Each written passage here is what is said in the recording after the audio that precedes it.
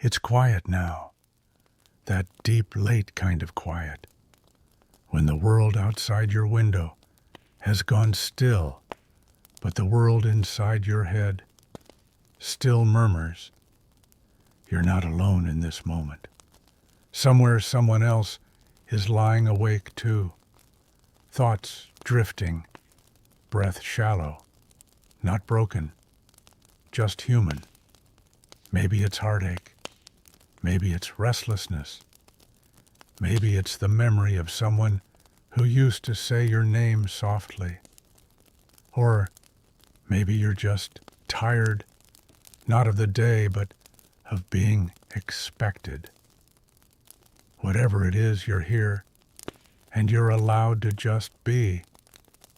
So, let's travel. Not fast, not far, just gently through time. Let's go somewhere warm, flickering with oil lamps and shadowed silks. Let's spend tonight with those who were often seen and rarely understood. Let's talk about courtesans and their unexpected power in ancient civilizations. You open your eyes. The room is dim walls draped in cloth that sways slightly with the breeze. You're in a garden pavilion in ancient India, or a mosaic-tiled salon in Athens, or a perfumed chamber in Tang-dynasty China. A woman sits before a mirror, or maybe a man, or maybe someone who doesn't answer to either. Their hands are adorned with rings. Their robe is loose. Their gaze steady. They are a courtesan, not a wife, not a servant, not just a lover. Something else entirely. You watch as they recite poetry under their breath. Lines from memory, verses they learned in youth, in one of the only places where a woman was taught to read. Because courtesans weren't just beautiful, they were educated. In a world where most women had no voice, they spoke, they debated, they wrote letters, they held salons. They entertained not just with their bodies, but with their minds. In ancient Japan, they were called oiran. In Renaissance Italy, cortigiane, oneste, honest courtesans. In Greece, hetaerae, companions who could walk freely where wives could not. They knew philosophy, music, literature, dance. They were not always safe, not always respected, but they were seen, and in many places heard. You move quietly through the room. You see scrolls tucked under cushions, a lute leaning against the wall, a half-finished painting, a pair of shoes never worn outside. The courtesan lifts a cup of tea, smiles, and says nothing, because they know silence too can be powerful. They weren't just objects of desire. They were artists of perception. They shaped fashion, taste, conversation. They learned the politics of pause, of proximity, of being needed but never owned. And sometimes behind closed doors, they loved, truly, softly, dangerously.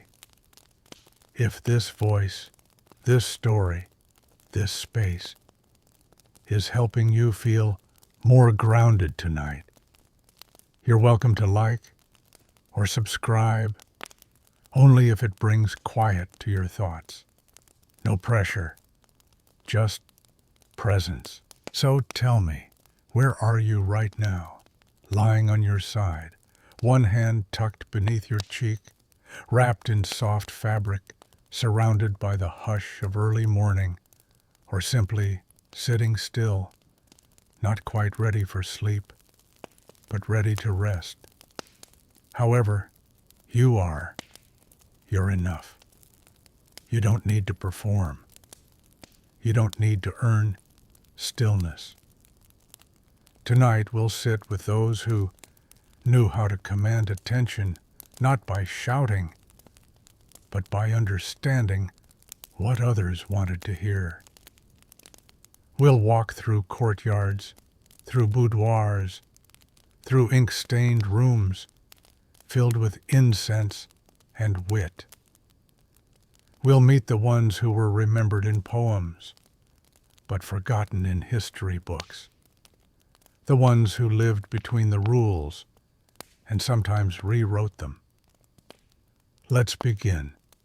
Hey guys, tonight we're slipping into velvet shadows and soft candlelight, tracing quiet footsteps behind heavy drapes in rooms where history was whispered, not written. You won't find tonight's heroines in most history books. They weren't queens, though they dined with kings. They weren't wives, but many were more powerful than husbands. No, tonight we follow the courtesans, those poised, sharp, dangerous women who lived in the space between pleasure and politics, survival and seduction. You move slowly now, bare feet across mosaic floors. The smell of incense floats in the air, rose, sandalwood, something a little spicy that you can't quite place. There's music, but not the kind you hum. It's the kind that settles into your bones like memory. You turn a corner, a curtain sways, and suddenly you're in a room filled with silk cushions, low lamps, and soft voices. A courtesan leans in to whisper to a nobleman. Her voice is honeyed, but careful. Her laugh is timed, never too free. Her gaze lands like a poem, and it hits you. This isn't just flirtation. This is negotiation in disguise. See, courtesans didn't just sell intimacy. That would be too simple. They sold attention, conversation, access. Often their very existence challenged who could hold power and how. They weren't part of the rigid boxes society liked to use. They colored outside the lines, and sometimes that made them more dangerous than generals. But don't get too comfortable. This world isn't built for fairness. You probably wouldn't survive it, not without charm, cunning, and a razor's edge of self-awareness that never dulls. So before you get comfortable, take a moment to like the video and subscribe, but only if you genuinely enjoy what I do here. And I'd love to know where you're tuning in from. Drop your city and local time in the comments. Now, dim the lights, maybe turn on a fan for that soft background hum, and let's ease into tonight's journey together. You take another step, and the curtain falls shut behind you. Let's start by thinking about the idea of the courtesan itself. The word suggests court someone who exists at the edges of power, but there's always that extra shimmer, luxury, mystery, seduction. They weren't just sex workers. In many civilizations, courtesans were performers, poets, musicians, diplomats, and often teachers.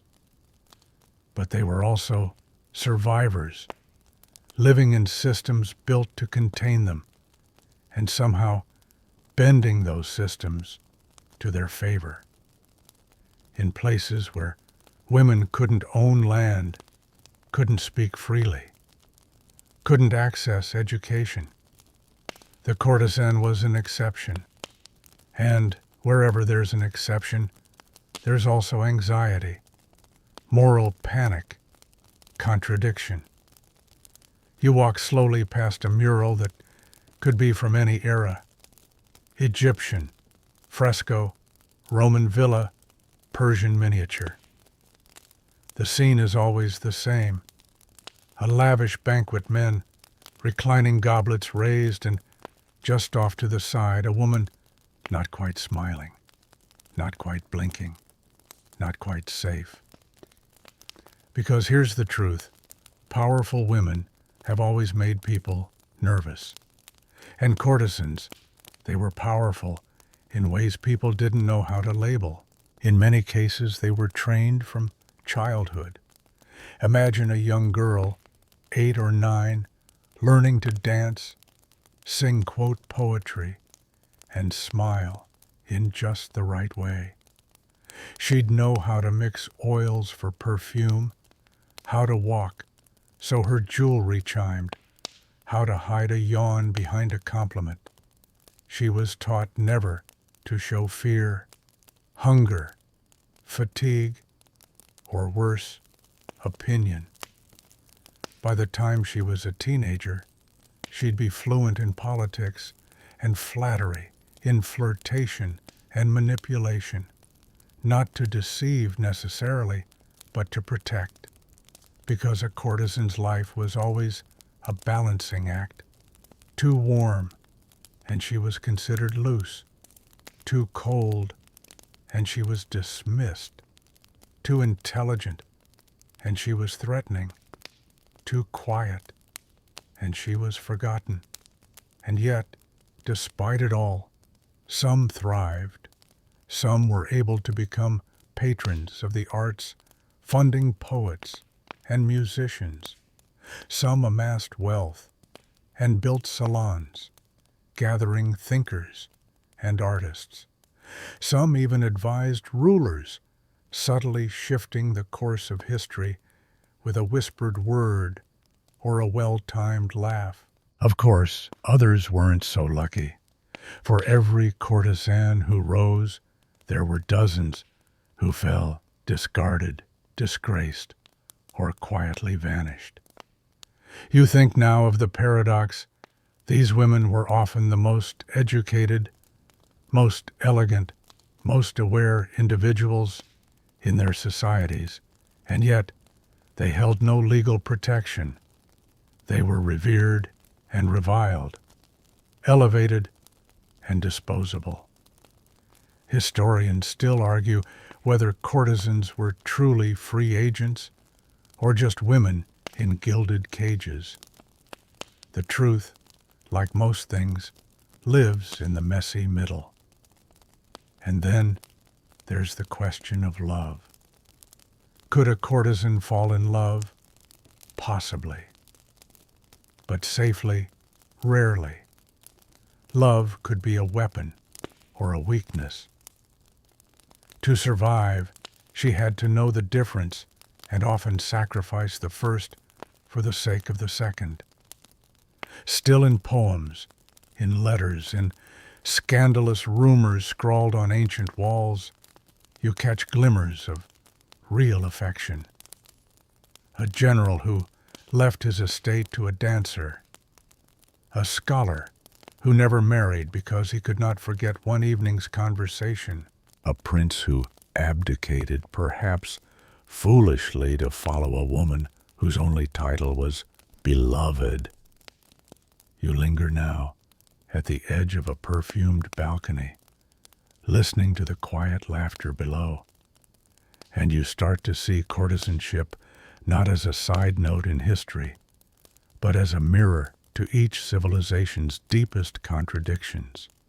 It reveals what societies craved but could not say, what they praised in art but punished in life, what they allowed in secret but condemned in public.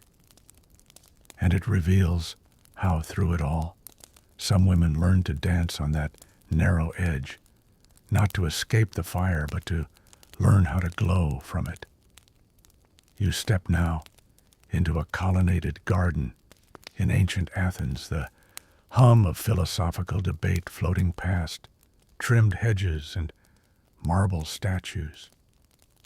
But this evening, the conversations are different, softer, slower, lit by oil lamps and accompanied by lyre music drifting from a nearby room. This is not the academy. This is a symposium, and tonight's real philosophers, the hetaerae. In a world where respectable Athenian women were confined to the household, rarely educated, rarely seen, hetaerae moved freely. They attended gatherings, debated ideas, played music, and recited poetry. You take a seat on a cushion across from one now. She's elegant, but not flashy, confident, without being loud.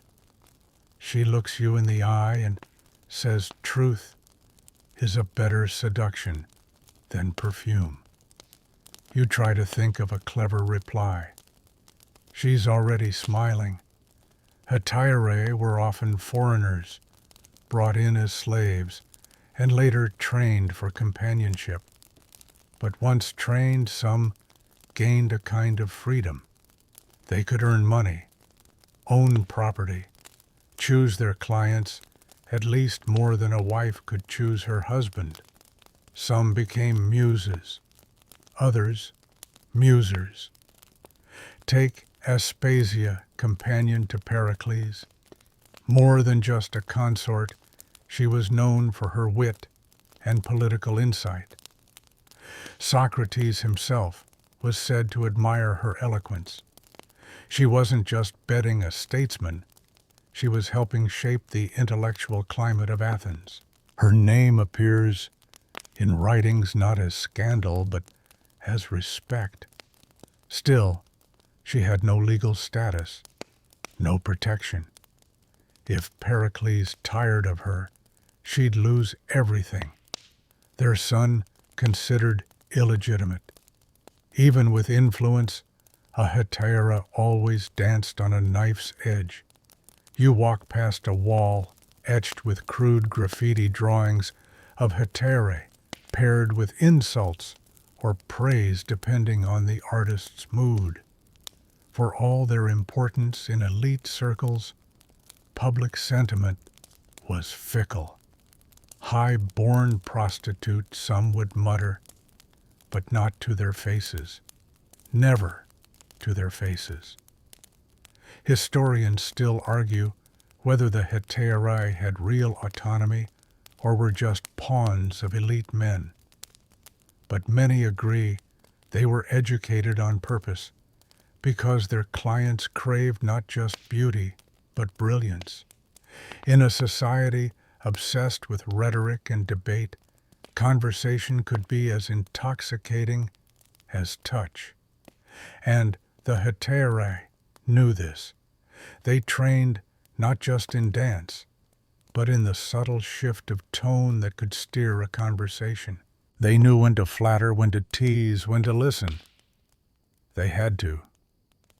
Mistiming a joke could mean losing a patron. Speaking too freely could invite jealousy. Loving too deeply could be fatal. Yet, amid the danger, some thrived. You pass through a painted doorway into a smaller room, low tables, scattered pomegranates, and the scent of myrrh. Here, you see a hetaera reading aloud from Sappho. Her voice is rich, her cadence slow. Her audience, men in tunics and sandals, leans in entranced, not just by her voice, but by her command. This, too, was part of the role, knowing how to hold attention and when to release it. But it wasn't all wine and poetry. Many hetaerae lived short, hard lives. Without youth or health, their value plummeted. Some disappeared into obscurity. Others, like Neaera, faced public trials, accused of pretending to be a citizen's wife. The trial transcripts survive, and they paint a brutal picture of how easily admiration turned to accusation. Still others became legends. You hear tales of Thais, a hetaera who accompanied Alexander the Great. At a drunken banquet, she supposedly encouraged him to burn down Persepolis. Fact, maybe. Fiction, possibly. But either way, her name lingers attached forever to empire flame and fate. And that's what remains most fascinating. Hetaerae were both real and mythic. They existed in flesh, but lived on in imagination. Sculptures of them adorned fountains. Poems were written in their honor. And yet, their actual lives were rarely recorded by their own hands. Imagine what they would have written if they could. You lean back now against a cool marble column, the chatter fading into the background. Somewhere nearby, a lyre strums the opening notes of an old song. The air is heavy with wine and memory. You start to realize something essential. The hetaerae weren't just a part of Greek society. They were a contradiction made flesh. They were women who moved freely in a culture that feared female freedom. They were celebrated for skills that were also condemned. And they lived with the knowledge that their power could vanish with a whisper.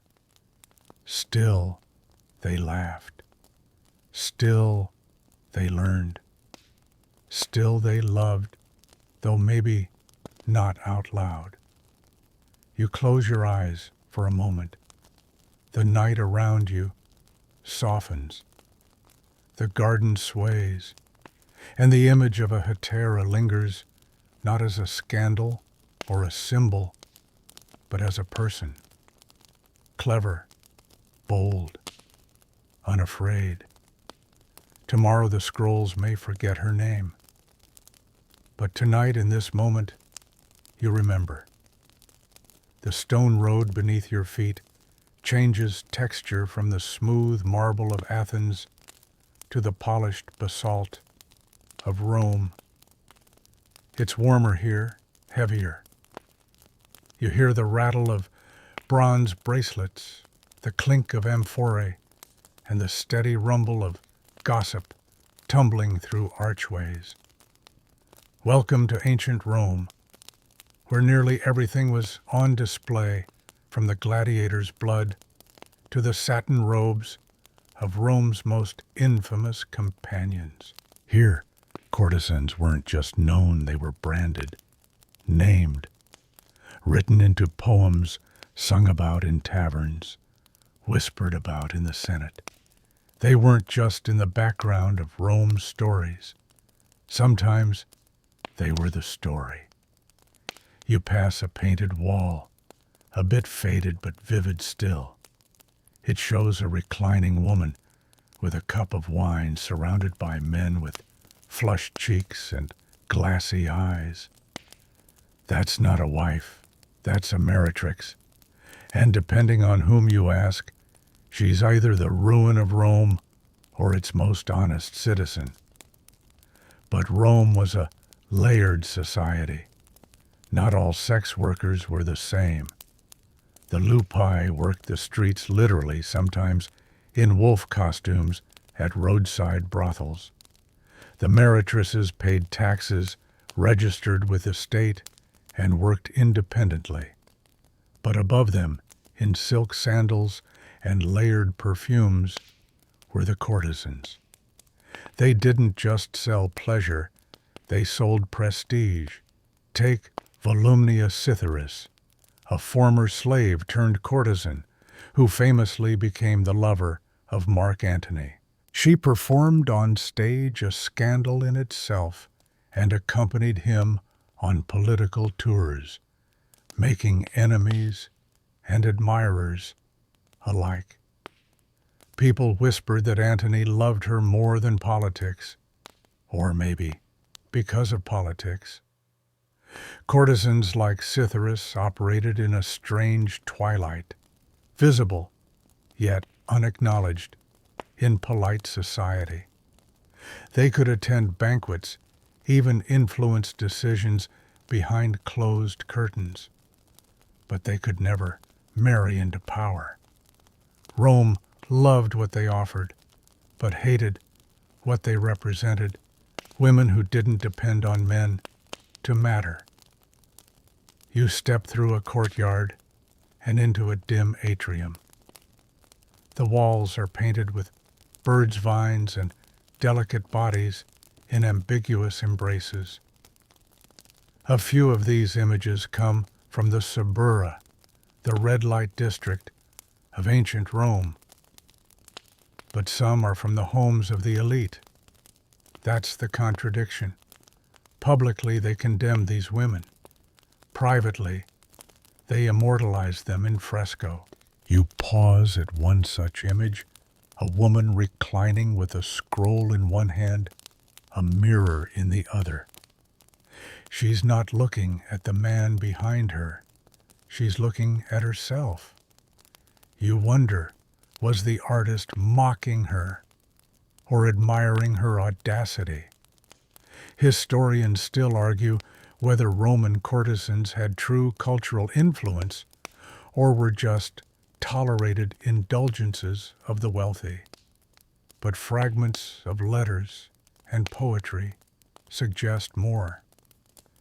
Take the poet Catullus, who wrote obsessively about a woman he called Lesbia, believed to be a courtesan named Clodia.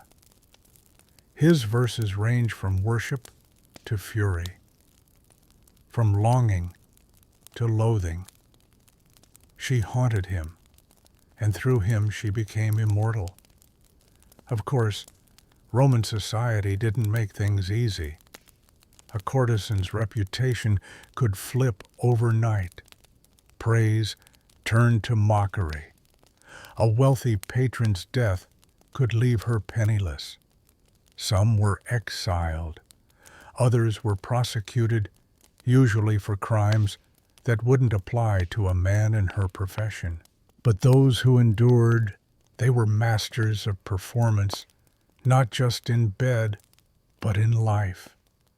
They knew when to cry and when to curse, when to seem naive, and when to remind a senator she knew where his wife bought her earrings.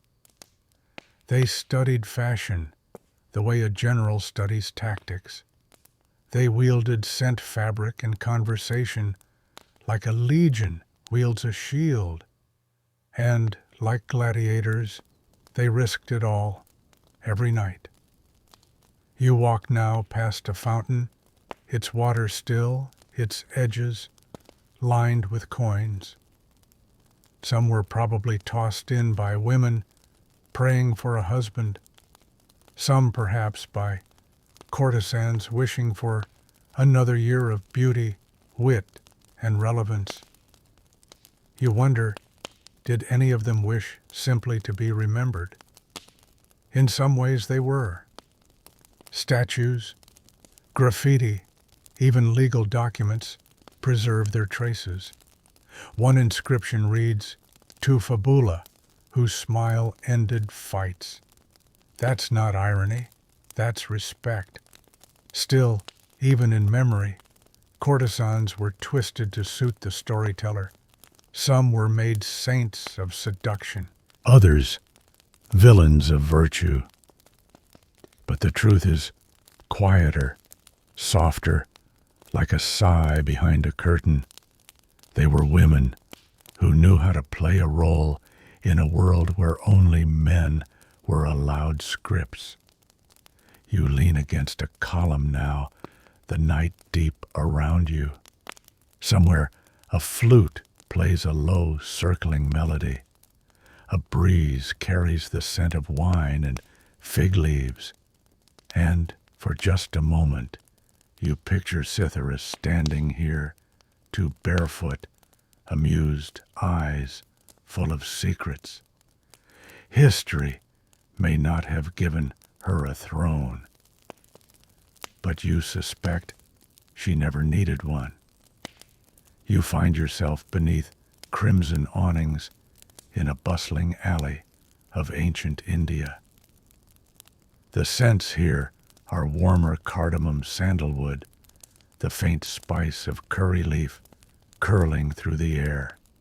Laughter spills from a carved doorway, where musicians tune sitars and anklets chime with every step. This is not a temple, but it's not far from sacred either. You're entering the world of the tawaifs, courtesans of Mughal India, where poetry and sensuality danced side by side. Unlike in the West, where courtesans were hidden in whispers, here they often took center stage. They lived in kothas, ornate salons with velvet cushions, polished floors, and towering shelves lined with poetry and music.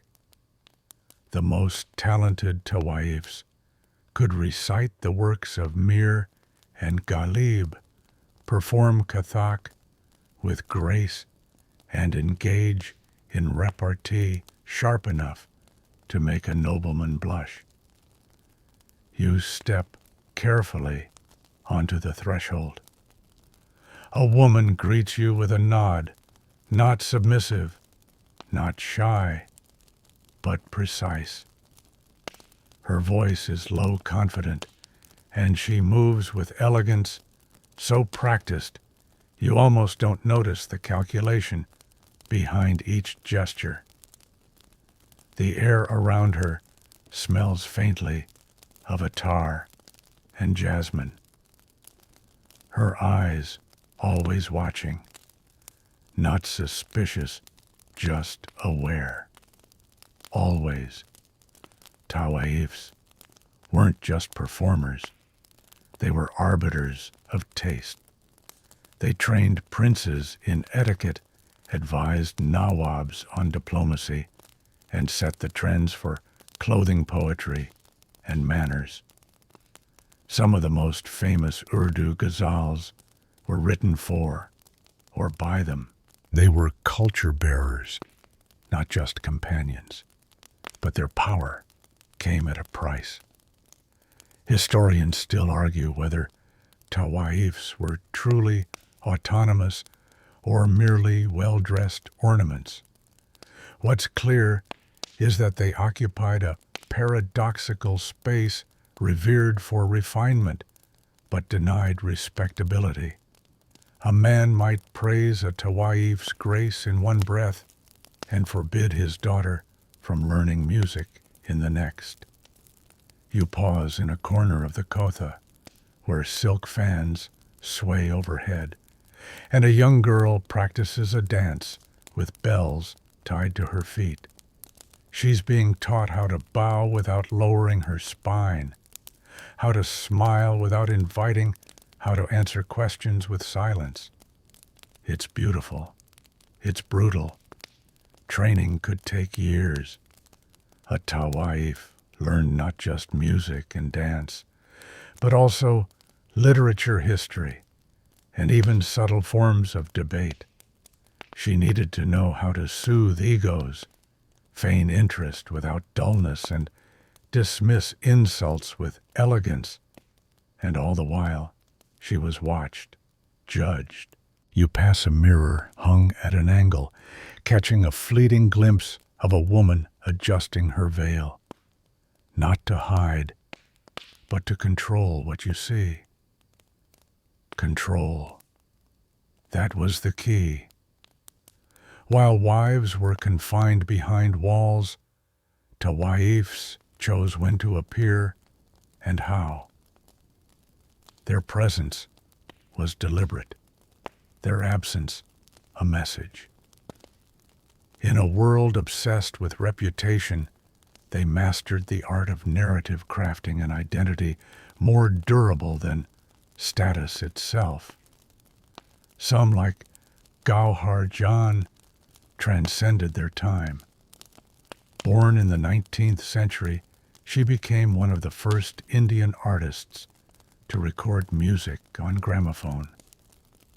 Her voice, playful, confident, unforgettable, still lingers today. Her career wasn't just survival, it was legacy. But for every Gauhar Jan, there were countless others whose names faded with time. When the British arrived and reshaped India's moral landscape through Victorian ideals, the tawaifs' world began to erode. Kothas were branded immoral, and tawaifs were slowly pushed to the margins. Music and dance schools shut down. Patronage vanished. Respect turned into ridicule. What had once been seen as culture became rebranded as corruption. And yet the echoes remain. Even now, Indian classical music owes much to the tawaif tradition. So do forms of poetry, fashion, and performance. But few remember their names. They exist now in ghosted melodies and half-remembered verses. You listen, eyes closed, as a soft tabla rhythm fills the room. A voice, fragile and confident, at once begins to sing. You don't know the words, but the longing in them is familiar. It's the same longing etched into every courtesan's life, to be seen as more than a role, to be remembered not for what they gave, but for who they were. A breeze moves through the kotha. The lamps flicker. Somewhere, a ghazal ends on a sigh. And you realize in this space beauty was never just decoration.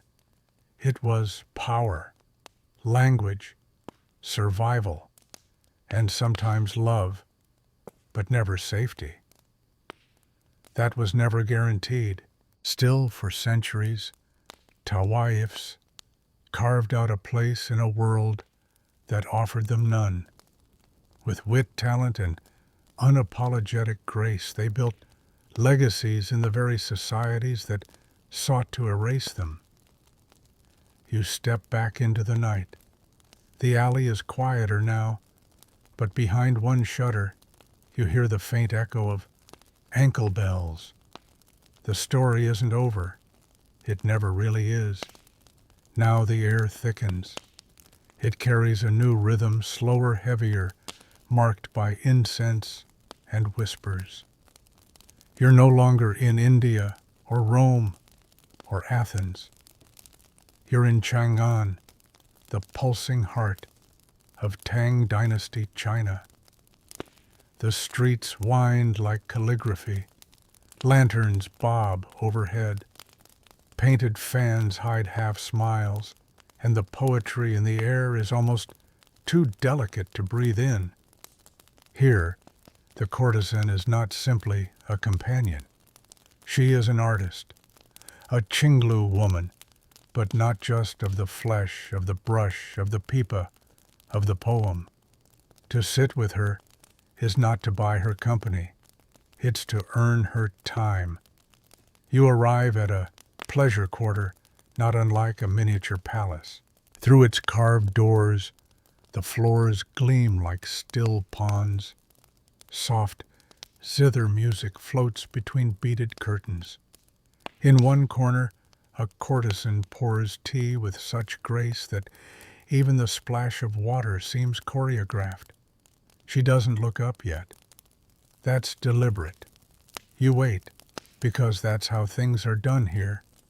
The most desirable courtesans, yiji, choose when to speak, whom to acknowledge, and whether a man is even worth the price of their silence.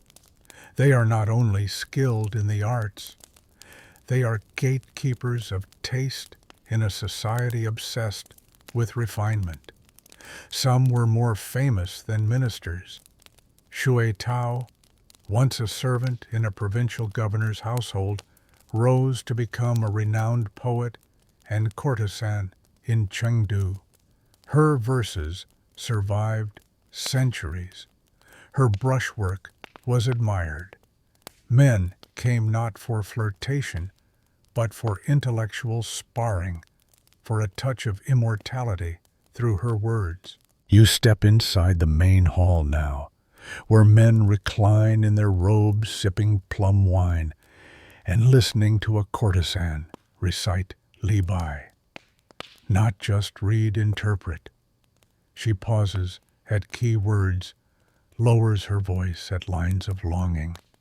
Every man leans closer.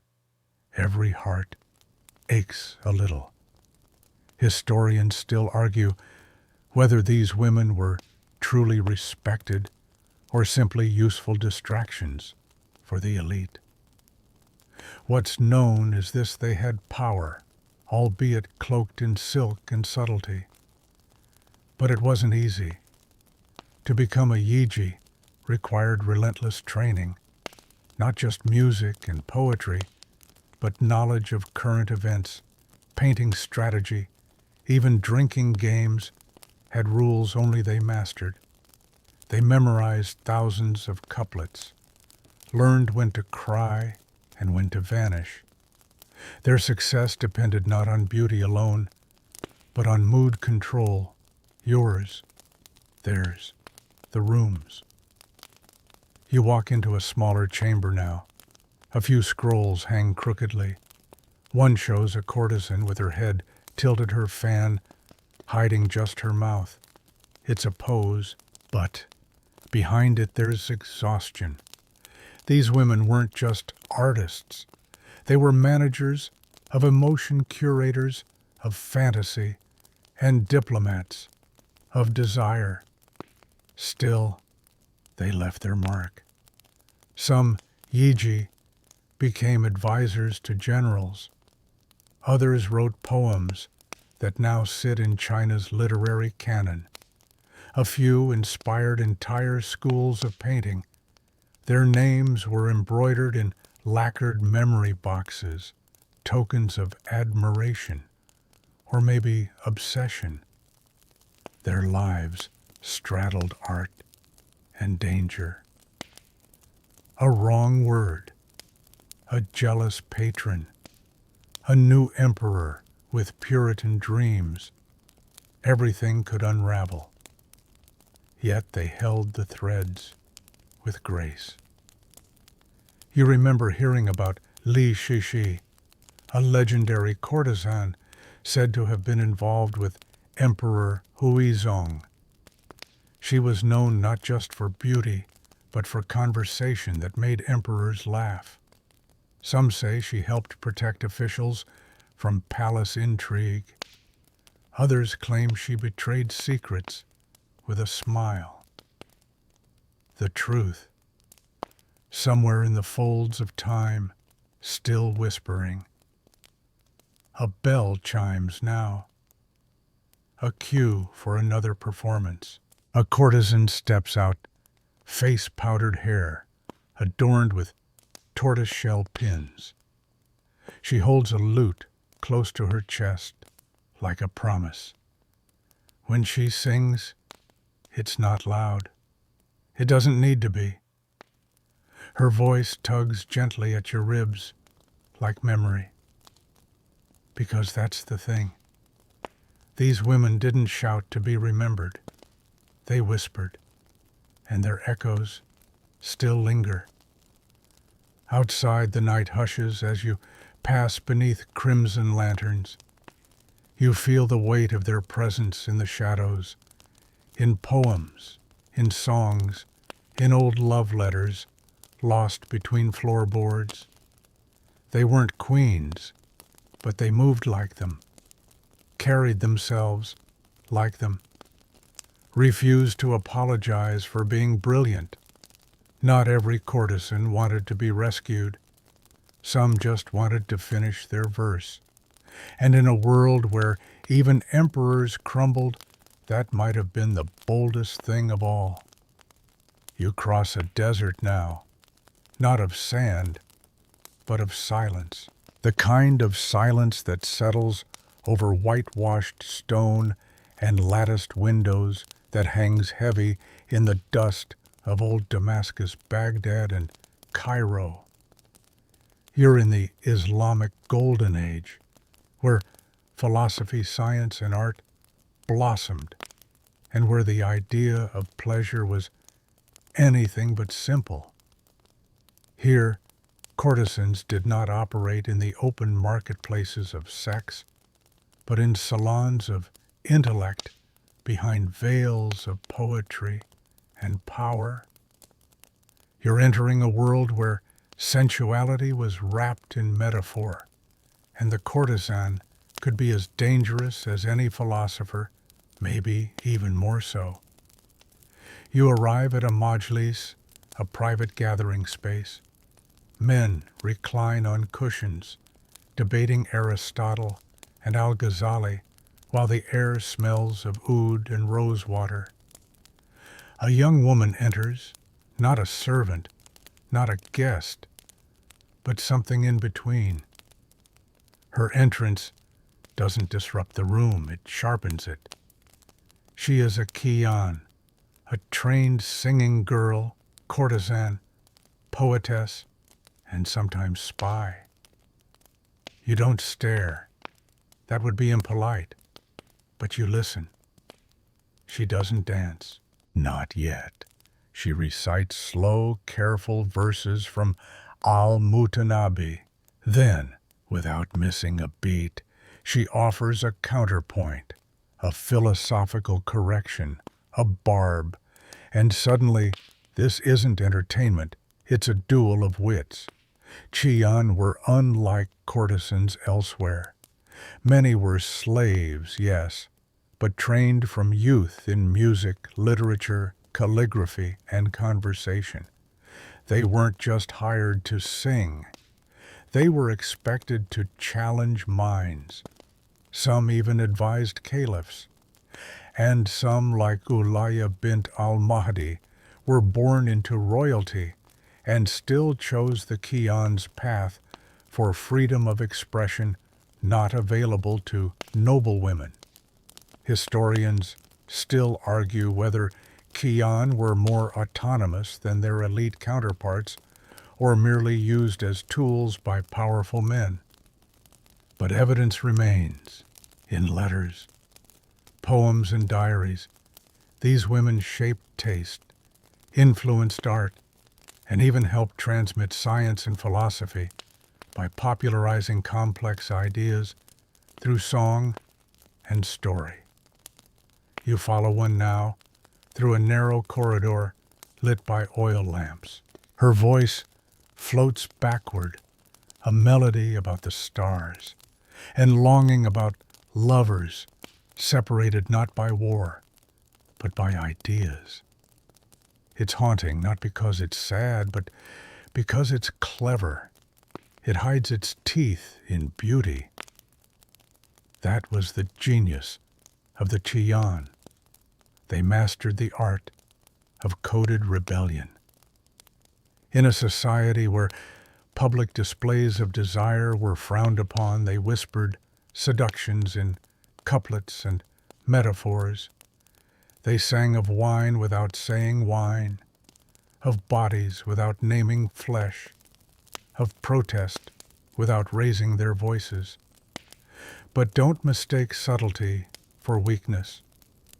There were qiyān who brought down governors with a song, who exposed hypocrisy with a poem, who seduced without touching. Their power wasn't in what they did, it was in what they made others imagine. You step into a side chamber now, where scrolls and instruments rest on cedar shelves. A woman is tuning an oud. She nods at you, but says nothing. You wonder what it cost her to learn those notes, to master not just music, but discretion. A misplayed word could mean punishment. A song that stung too sharply could mean exile, or worse. But she plays anyway. There's a bravery in that, a quiet one.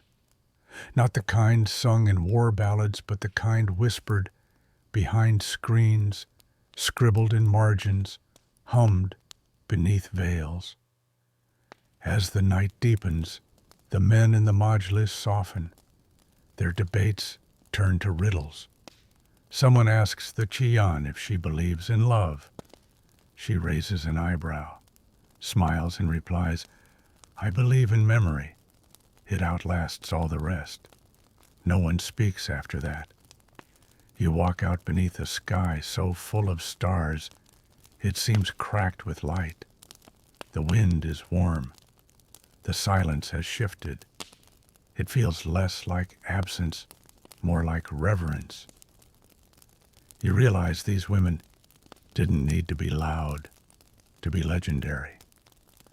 They didn't leave statues. They left stanzas. They didn't march in parades. They lingered in imaginations.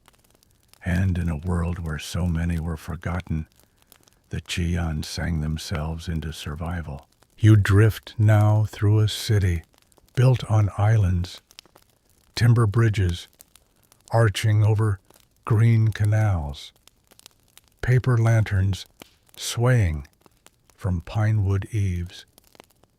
You're in Edo, Japan, where the concept of a courtesan becomes something altogether different, stylized, ritualized, almost mythologized. This is the world of the oiran, the high-ranking courtesans of the Yoshiwara district. But don't expect lace fans or whispered seductions. Here, beauty is a performance as rigid as a tea ceremony, and every gesture is both invitation and armor. You walk through the great gate of Yoshiwara, the pleasure quarters, though pleasure here is a far cry from indulgence. Everything in this district is curated, ceremonial.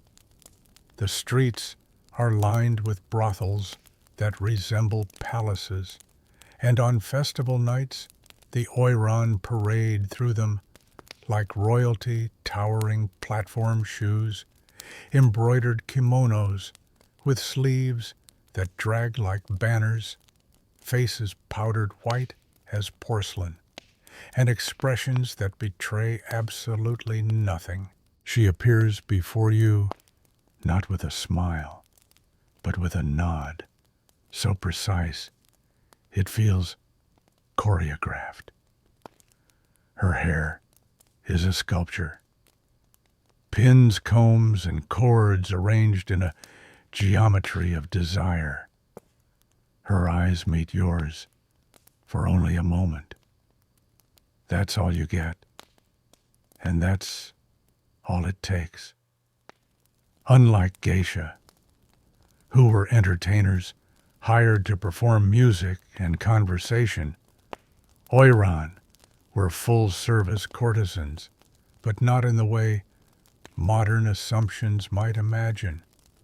Their services were exorbitant, selective, and bound by ritual.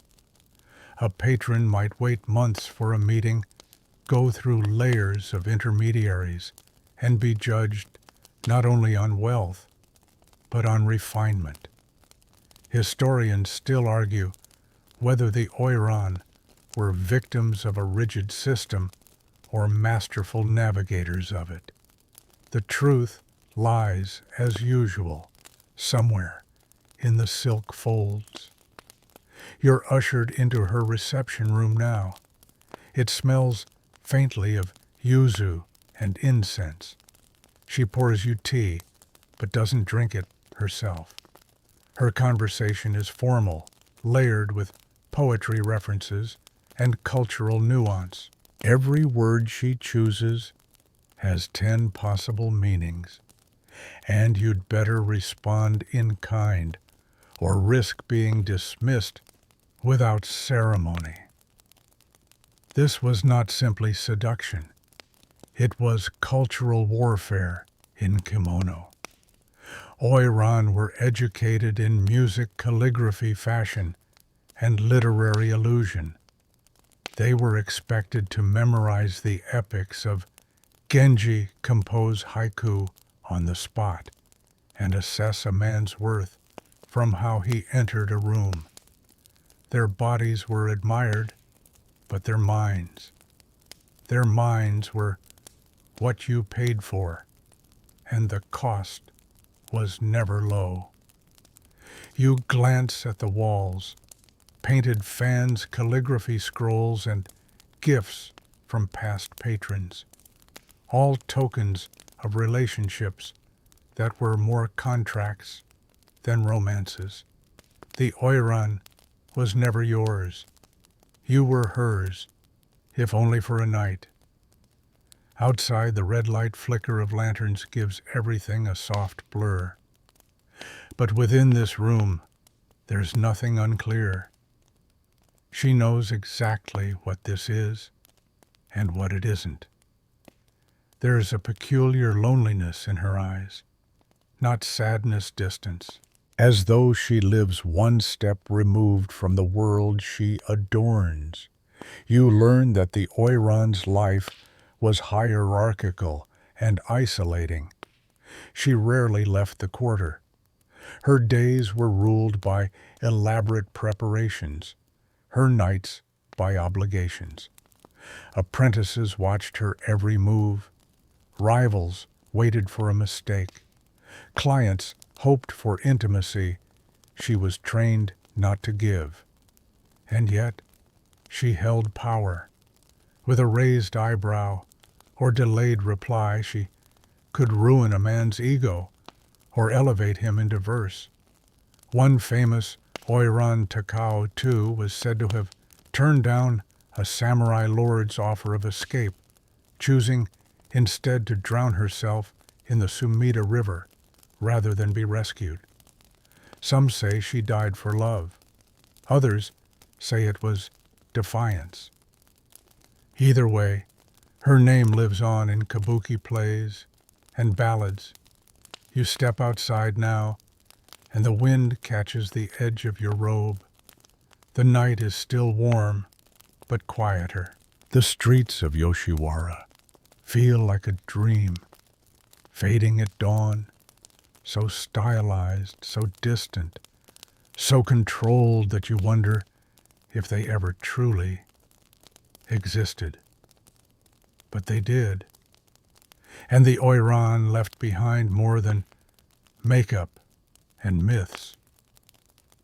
They shaped fashion, literature, and art. Their images adorned ukiyo-e prints, their mannerisms embedded in performance traditions that still survive. You may not remember her name, but you'll remember the way she tilted her head and how it made you feel. Now the sand shifts beneath your feet once more, but it's not the fine dust of the desert. It's grittier, crunchier, the kind that clings to leather sandals and glints under torchlight. You've arrived in ancient Greece, where the lines between public and private, sacred and profane, love and transaction are not so easily drawn. You're here to meet the hetaerae, the elite courtesans of the Greek world, but don't mistake them for common prostitutes. Hetaerae were something else entirely. They moved among philosophers and playwrights, attended symposia with the elite, and wielded power with the curve of a sentence rather than the curve of a hip. You follow the sound of laughter into an Athenian symposium, a drinking party where men recline on couches, sip diluted wine, and trade insults like gifts. The air is thick with fig smoke and ego, and there she is, Aspasia, not just a hetaerae, but a legend, companion to Pericles, tutor to Socratic minds, and the subject of as many love poems as political accusations.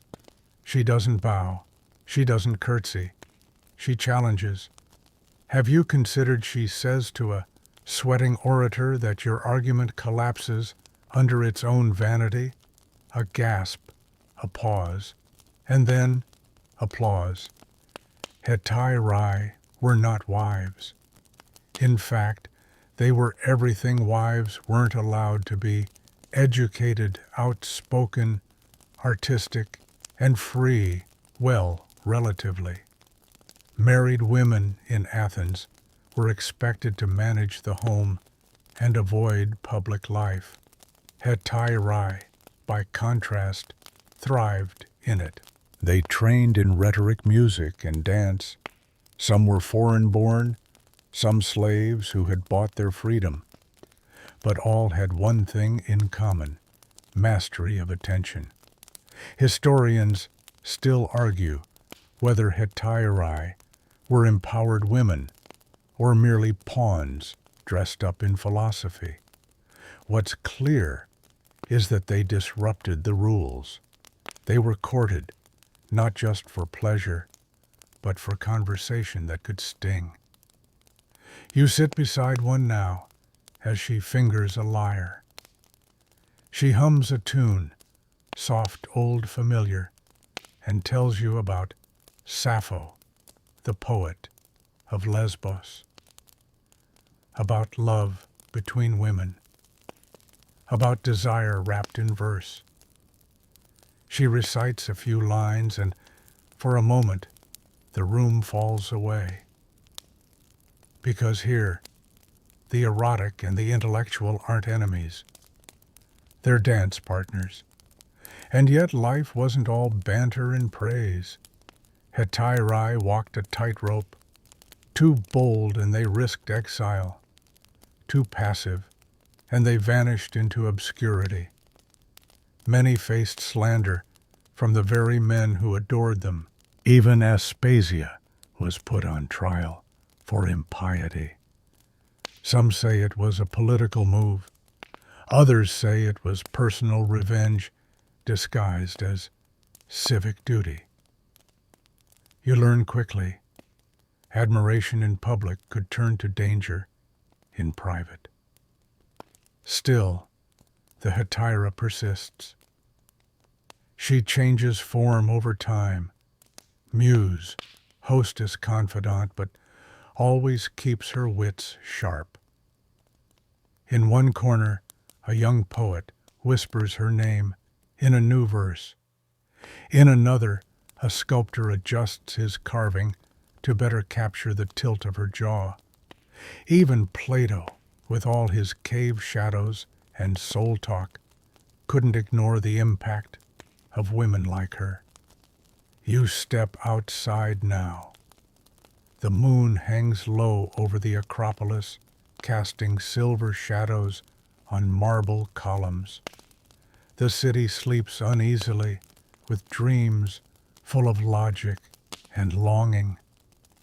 You imagine the hetaerae walking home through empty streets, sandals brushing stone heads held high. They weren't wives. They weren't slaves. They weren't queens. They were something else, something the city couldn't quite define and therefore could never fully control. And in that uncertain space between permission and provocation, they carved out a kind of immortality.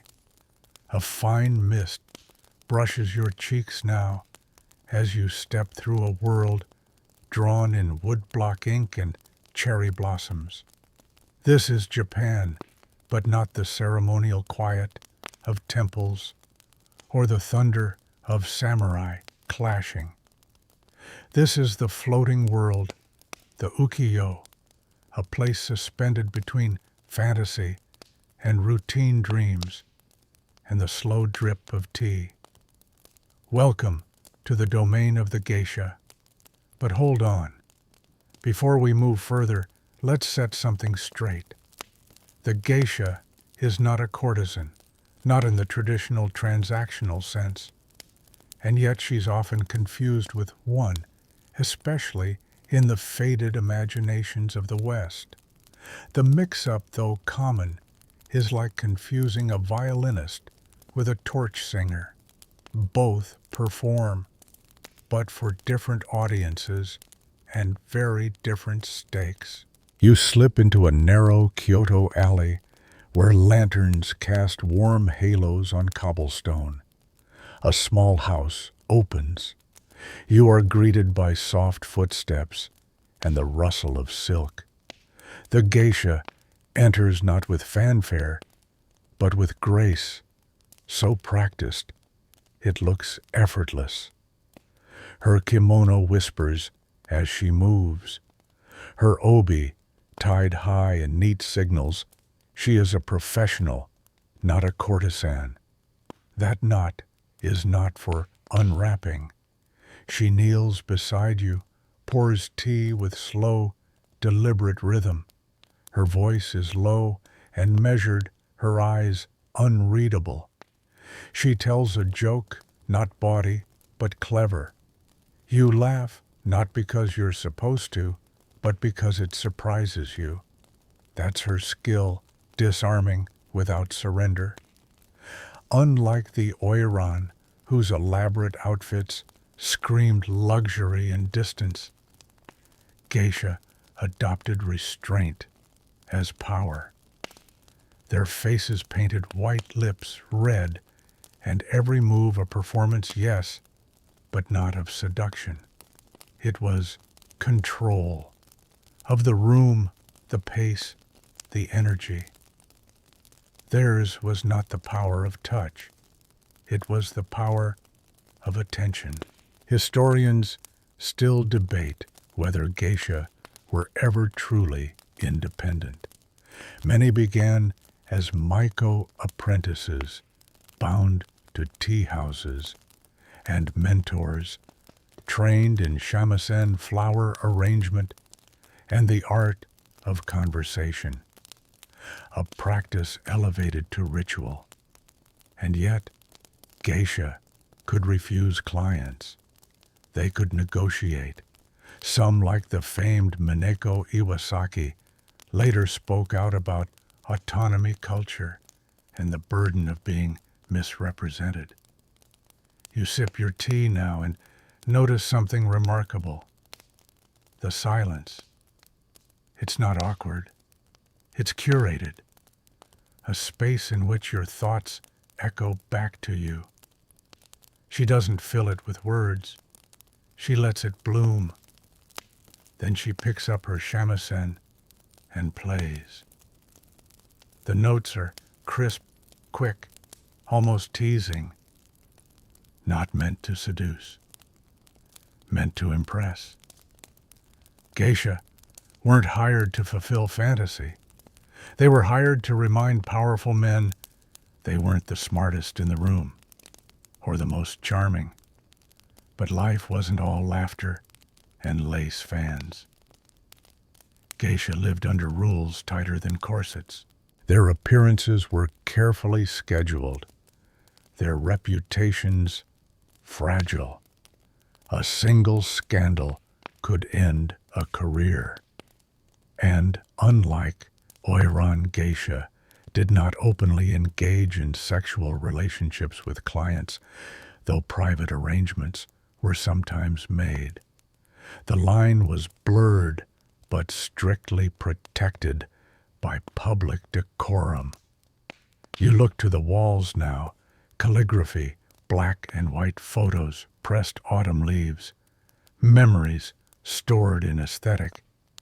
every piece placed for beauty and for silence.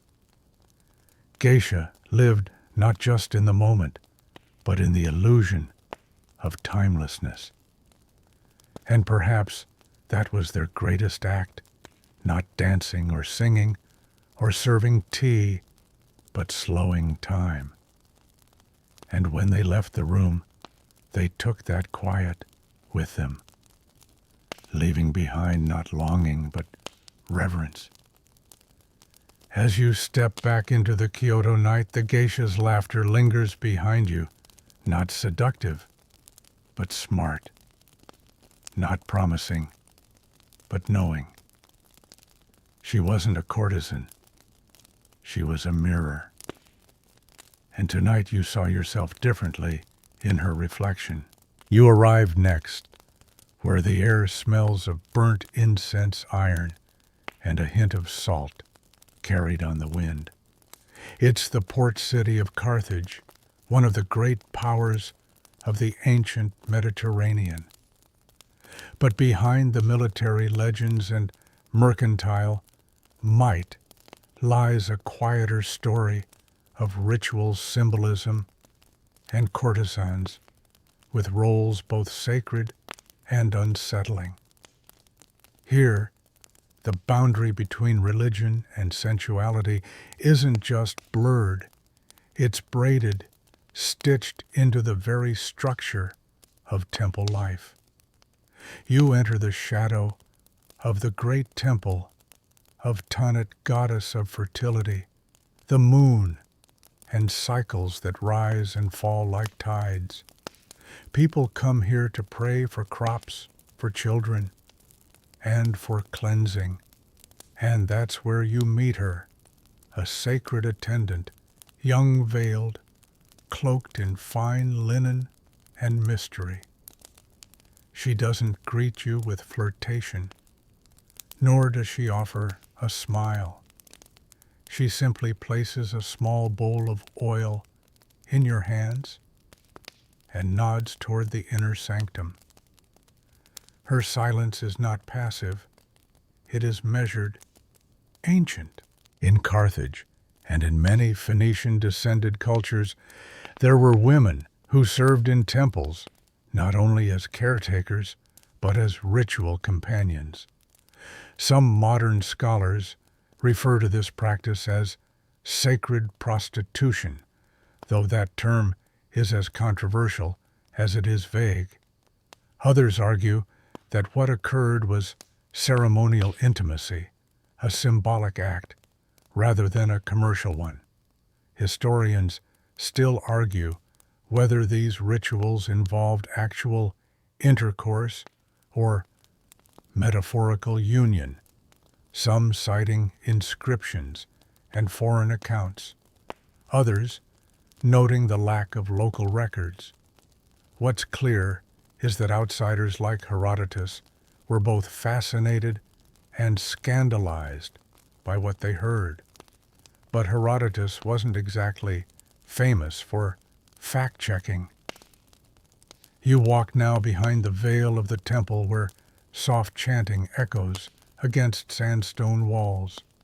The room is dim, lit only by low torches and pools of moonlight.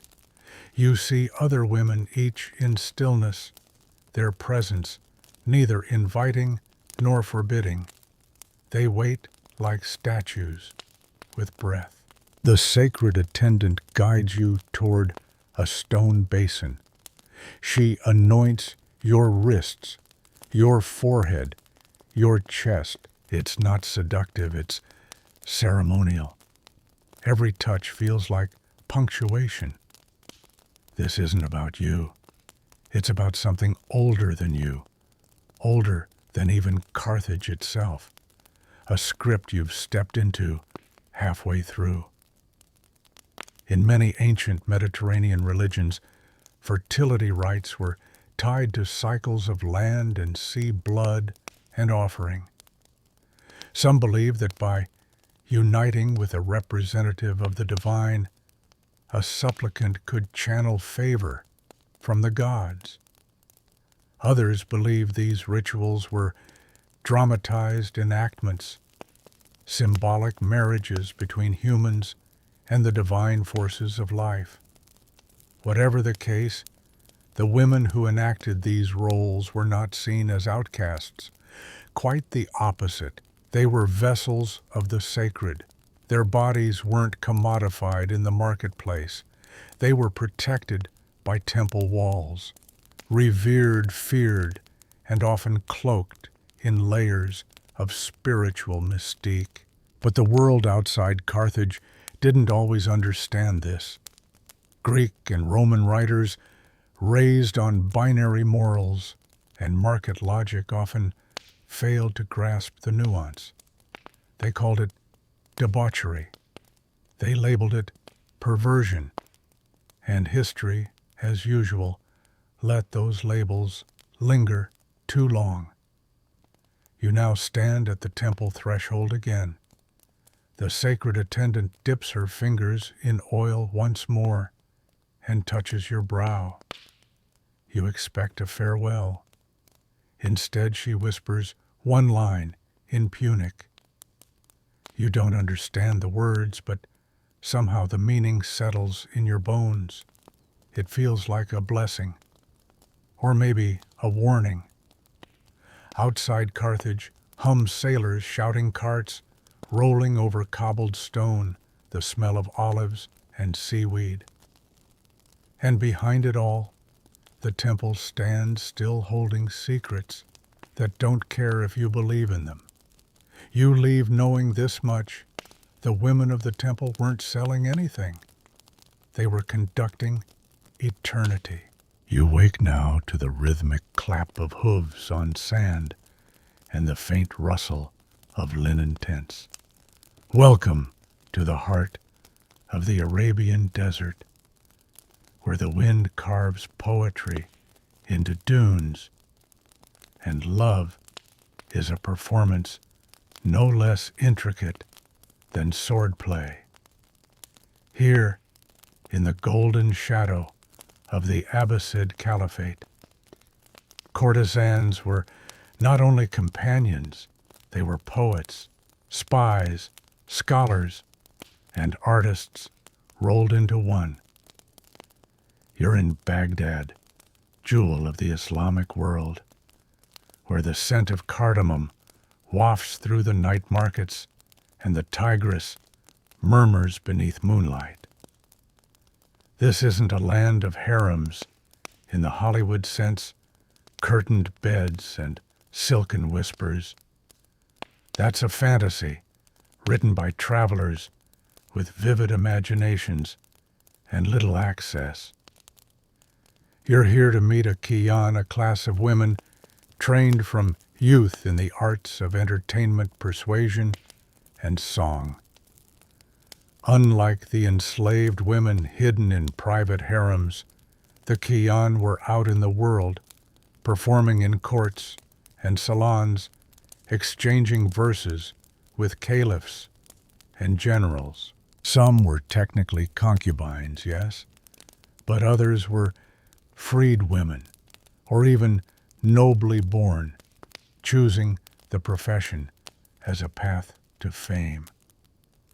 The woman before you sits cross-legged on an embroidered cushion.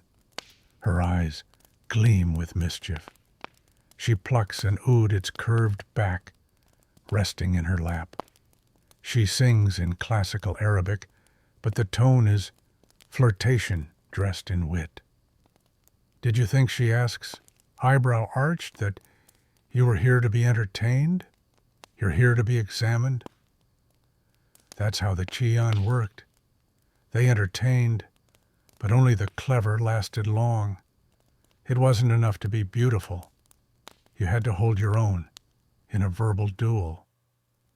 Qiyān were trained in rhetoric, music, grammar, history, and above all, poetry. They could flatter or humiliate with a couplet. Some even advised rulers on policy. Historians still argue whether the qiyān were respected or merely tolerated. Some Islamic scholars praise them as guardians of high culture. Others condemn them as distractions, temptations that pulled men from prayer. The truth lies somewhere in the fragrant candlelit rooms of Baghdad's elite. You watch as a qiyān shifts tone mid-song.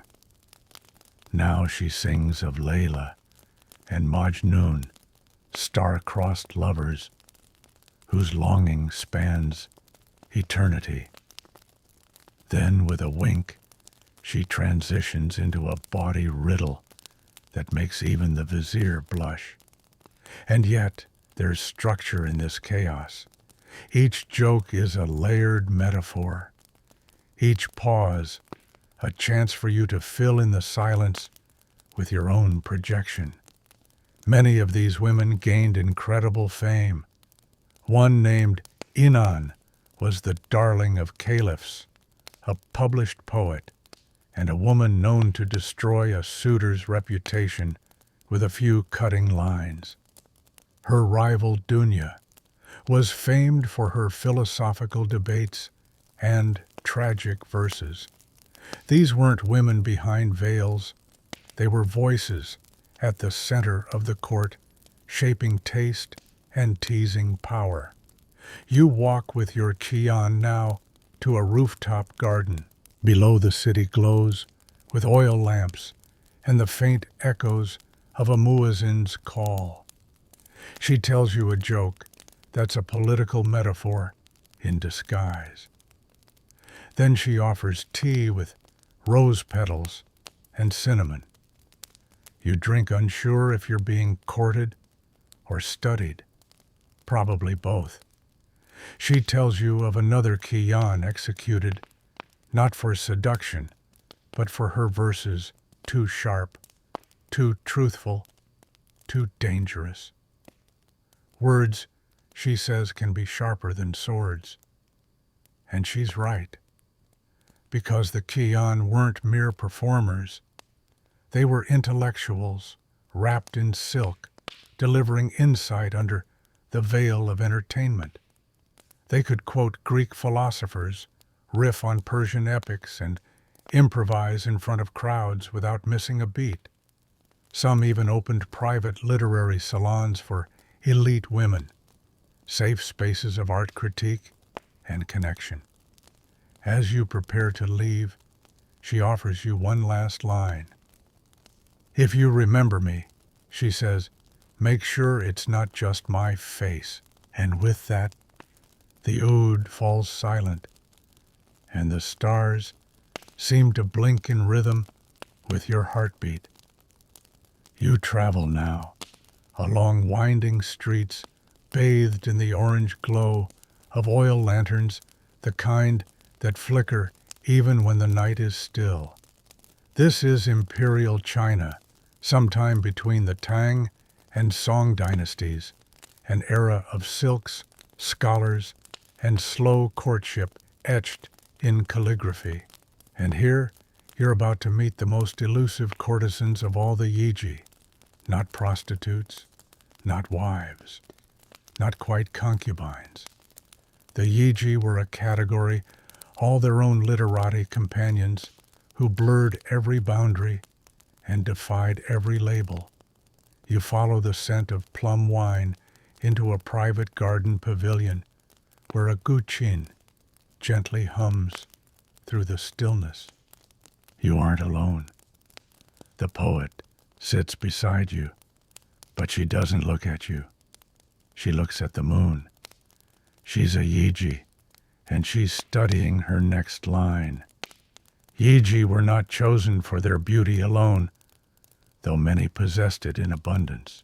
No, they were chosen for their wit, music, and poetry, their ability to recite the analects one moment, compose a satirical couplet the next. In the Tang dynasty, especially, yiji served as companions to artists, officials, and scholars, often hosting their own salons where debates on ethics, art, and even politics floated between cups of tea and verses scratched into fans. Historians still debate whether the yiji lived liberated lives or were simply well-dressed prisoners. Some had extraordinary agency managing finances, choosing patrons, and even publishing poetry under their own names. Others lived in houses governed by madams, where affection was a performance and freedom a long game. You sit now as she reads a line she's written. Ink made dry, she says, but longing smears. You can't tell if it's about you or someone long gone, maybe both. Many yiji became muses to famous poets. Li Bai, for instance, drank deeply not just from wine, but from the company of clever women. Some yiji even outwrote their suitors. One famed courtesan, Shui Tao, became so respected that her poetry was copied in court. Others, like Liu Rushi, lived controversial lives, boldly cross-dressing, marrying officials, writing boldly in a world that preferred its women quiet. You sip jasmine tea while she performs a song on the pipa. The notes float like dragonflies. Around you, the garden softens bonsai trees shaped like clouds, koi flickering beneath lily pads, and distant laughter from a nearby compound. Everything in this world seems designed to suggest never declare. In Chinese society, where virtue was often defined by silence, the yiji sang, and in doing so, they risked everything. One famous tale tells of a yiji who fell in love with a scholar. She waited for him for years, writing a poem for every season he missed. When he returned, it was too late. Her hair had turned silver, but her pen still bit like frost. "You remembered me," she said, "only after forgetting yourself." Not all stories ended in tragedy. Of course, some yiji escaped the floating world, married scholars, or retired with dignity and wealth. Others became teachers, passing their arts to the next generation.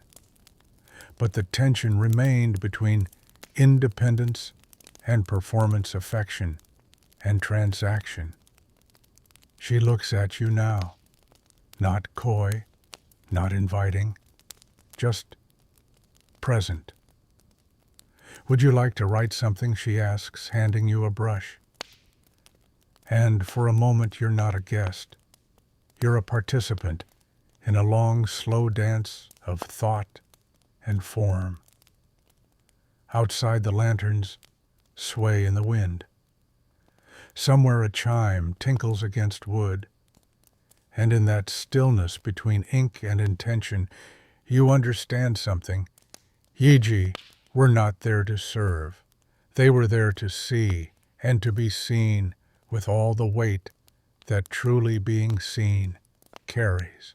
Now your feet tread lighter, the stone steps worn smooth beneath your soles as you follow the scent of citrus and sea air through the winding alleys of Renaissance Venice.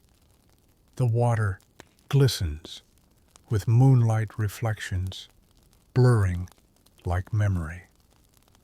In this shimmering city of masks and masquerades, you're about to meet a woman who knows how to balance seduction with scholarship. The cortigiane, oneste, or the honest courtesan. That name alone sounds like a contradiction, doesn't it? But in Venice, the land of contradictions, it made perfect sense. She appears on a balcony, above a small canal, wearing a silk gown stitched with gold threads. Her hair not hidden, but proudly styled in elaborate coils, glints in the candlelight. She isn't hiding in shadows. She is announced. Unlike the common prostitutes of the brothels near the Rialto Bridge, called cortigiane di lume, the cortigiane oneste were elite courtesans. These were women educated in Latin philosophy, music, and diplomacy, often more literate than their noble patrons. They wrote letters, published poems, debated theology. One of the most famous was Veronica Franco, a woman whose verses could shame a bishop or seduce a prince sometimes in the same stanza. You step into her sitting room now, frescoed walls, open books, a caged bird softly singing. She greets you not with a kiss, but with a quote from Cicero. And when you fumble your reply, she laughs, not unkindly, but knowingly. Her world is a delicate, high-wire act. In Renaissance Venice, respectable women were cloistered, veiled, silenced. But the cortigiane oneste, they were public, performative, adored by artists, feared by wives, and sometimes employed by statesmen to gather information or soothe enemies. They were courtesans, but they were also influencers of their day. Historians still debate how much freedom these women truly had. On one hand, they could own property, wear forbidden colors, and speak freely in public. On the other hand, their status was always precarious, tethered to men's favor and society's hypocrisy. One scandal, one wrong poem, and they could fall from salon to street in a heartbeat. You sip wine as she recites a sonnet her own. It's biting, elegant, and filled with the kind of metaphors that make you blush. This is not pillow talk. It's performance. Art as seduction. Seduction as argument. In a society that tried to police women's intellect through confinement, the honest courtesan weaponized intellect as a lure. She couldn't inherit a noble title, but she could earn respect in the courts of literature, where men were forced to acknowledge her mind. Your hostess now unrolls a letter from a duke. He offered her a villa. She declined. What would I do in the countryside, she asks, with no one to correct. And again, that laugh, not cruel, but sharp enough to sting. Outside Venice, stirs, gondoliers hum songs from the shadows, and bells echo softly across the canals. In this world, power wears perfume and puns.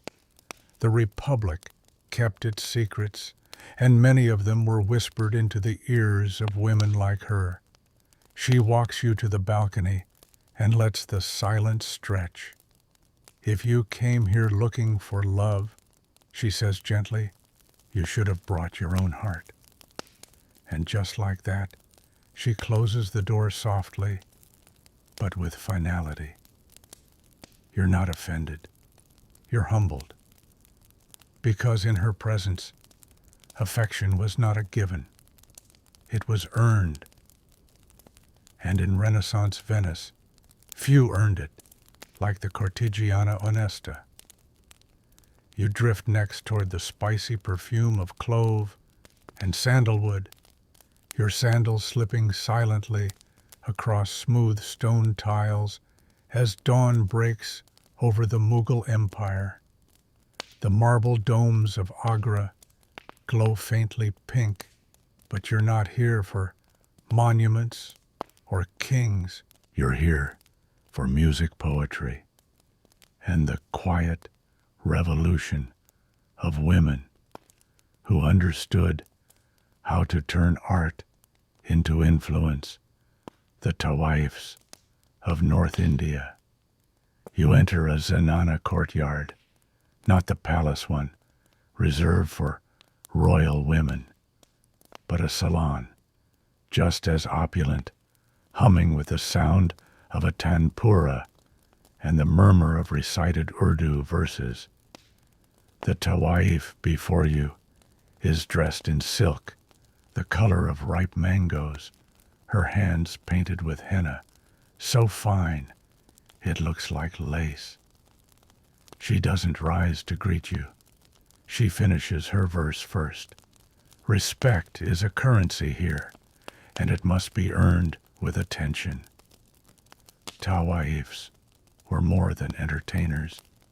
They were custodians of classical music, dance, and poetry, especially the forms of thumri, dadra, and ghazal. They were teachers of etiquette and mentors to princes. And while some drew comparisons to courtesans in the West, the reality was far more layered. These women were artists, first companions, second. You sip saffron chai as she teaches a young nobleman how to move his hand in Kathak, a classical dance form of storytelling. His motions are awkward, hers are effortless. Each wrist flick and ankle bell carries centuries of tradition. You realize watching her that she is both dancer and archive. Historians still argue whether tawaifs had true autonomy or if their fame masked underlying exploitation. What's undeniable is that many wielded enormous cultural power, patronizing poets, mentoring musicians, and even influencing court decisions through their salons, known as kothas. Some tawaifs, like Begum Samru and Ma Laka Bai, transcended even these boundaries, commanding armies, penning celebrated poetry, and holding diplomatic salons that rivaled those of Europe. Others lived quieter, but no less significant lives, shaping generations of classical performance traditions. Your hostess sings now a ghazal, so gentle, you barely realize the sorrow inside its metaphors. She sings of love like a knife wrapped in velvet of longing that wears silk robes. The room listens in perfect silence, the tabla, heartbeat under her voice. Unlike many cultures where courtesans were hidden in Mughal India, the tawaif was often center stage, adored by connoisseurs of art and literature. She performed not in taverns, but in mansions, her audience composed of nobles, scholars, and visiting dignitaries. The kotha wasn't a brothel. It was a school of aesthetics where conversation was as refined as the choreography. She turns to you now and asks, "Have you ever been taught how to listen, not hear?" Listen. It's a trick question, of course, because in the world of the tawaif, listening is an art in itself. You watch as she guides her students through a musical scale, pausing to correct posture and intonation with the precision of a master. There is no flirtation in this room, only devotion to craft. Seduction here is not the goal. It's the byproduct of beauty well executed. Outside, the sun creeps higher. Agra begins to buzz with commerce prayers and promises. But in this salon time floats anchored only by rhythm and meter. As you prepare to leave, she places a single jasmine flower in your palm. Remember, she says a tawaif doesn't give you herself. She gives you her moment. And just like that, the curtain falls, not to end the act, but to preserve its magic. Now you stand beneath a sky streaked with ash and violet, the scent of incense lingering in air, thick with tales. Welcome to Heian, Japan, a world of sliding screens, moonlit poetry, and women who held power not through swords, but through paper and ink. Here you're about to meet the elusive, enigmatic figures of courtly love, the nyobo, or Heian era ladies-in-waiting, many of whom lived lives closer to courtesans than confined noble women. This is the age of the Genji Monogatari, the tale of Genji, a sweeping saga of courtly seduction and sorrow, written not by a man, but by Lady Murasaki Shikibu herself, a lady-in-waiting whose understanding of human psychology would shame modern therapists. You glide in silence through the lacquered corridors of a Kyoto palace, your feet wrapped in silk, your voice lowered out of reverence. To be loud here is to be coarse. Instead, everything communicates in suggestion. A sigh, a sleeve, the angle of a fan, a single line of poetry left unfinished. The woman before you is wrapped in 12 layers of silk, each a different color carefully coordinated to mirror the season. Her face is pale, her eyebrows shaved and redrawn high on her forehead, a sign of elegance. She bows, but not deeply. She's not your servant. She's your equal, perhaps your superior. She passes you a folded note. You open it. It contains just 3 lines of waka poetry, so layered with meaning that you're still deciphering it long after she's left the room. In Heian, Japan, courtly romance was ritualized. Affairs often took place over weeks or months of poetic exchanges, each more subtle than the last. Physical intimacy was almost beside the point. What mattered was aesthetic compatibility. Could your souls speak in meter? Historians still debate whether these women lived freely or within a golden cage. The truth is complicated. On one hand, they were cloistered, often hidden behind screens, their lives dictated by court etiquette. On the other, they wielded tremendous soft power through influence over emperors, through literature, and through networks of whispered alliances. Some were muses, others were mentors. A few, like Sei Shonagon, were biting satirists who documented court life with such sharpness that her pillow book still cuts through time like a lacquered blade. These women didn't simply observe history. They recorded it, refined it, and often rewrote it. You watch now as your hostess lights a stick of agar wood incense, the smoke curling like a question. She's preparing for a midnight writing ritual. Around her, the room is dim, but rich gold screens, embroidered cushions, a quill resting beside a jade inkstone. This is not a boudoir, it's a creative chamber.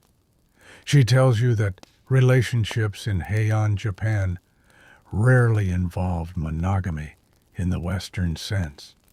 Noblemen often kept multiple partners, and women, too, had their own affairs. Virginity wasn't prized as purity, but rather as aesthetic delicacy. A soft spirit, a poetic mind, these were virtues more seductive than any untouched body. You begin to understand that love here wasn't declared. It was implied, yearned for in the margins of scrolls tucked into the folds of sleeves carried on the scent of incense between rooms. It was artful, coded, and infinitely patient. Now she kneels beside a low desk brush in hand, ready to compose a reply to a suitor's verse. He compared me to a plum blossom, she mutters with a wry smile. Cliché. And just like that, the woman vanishes again behind her screen, not silenced, but self-contained. Her mystery isn't an act, it's armor. Outside, the frogs croak their songs, and the moon settles like an ink blot on the lake. And you realize something. In a world where women couldn't speak loudly, they wrote so exquisitely that their voices still echo 1,000 years later.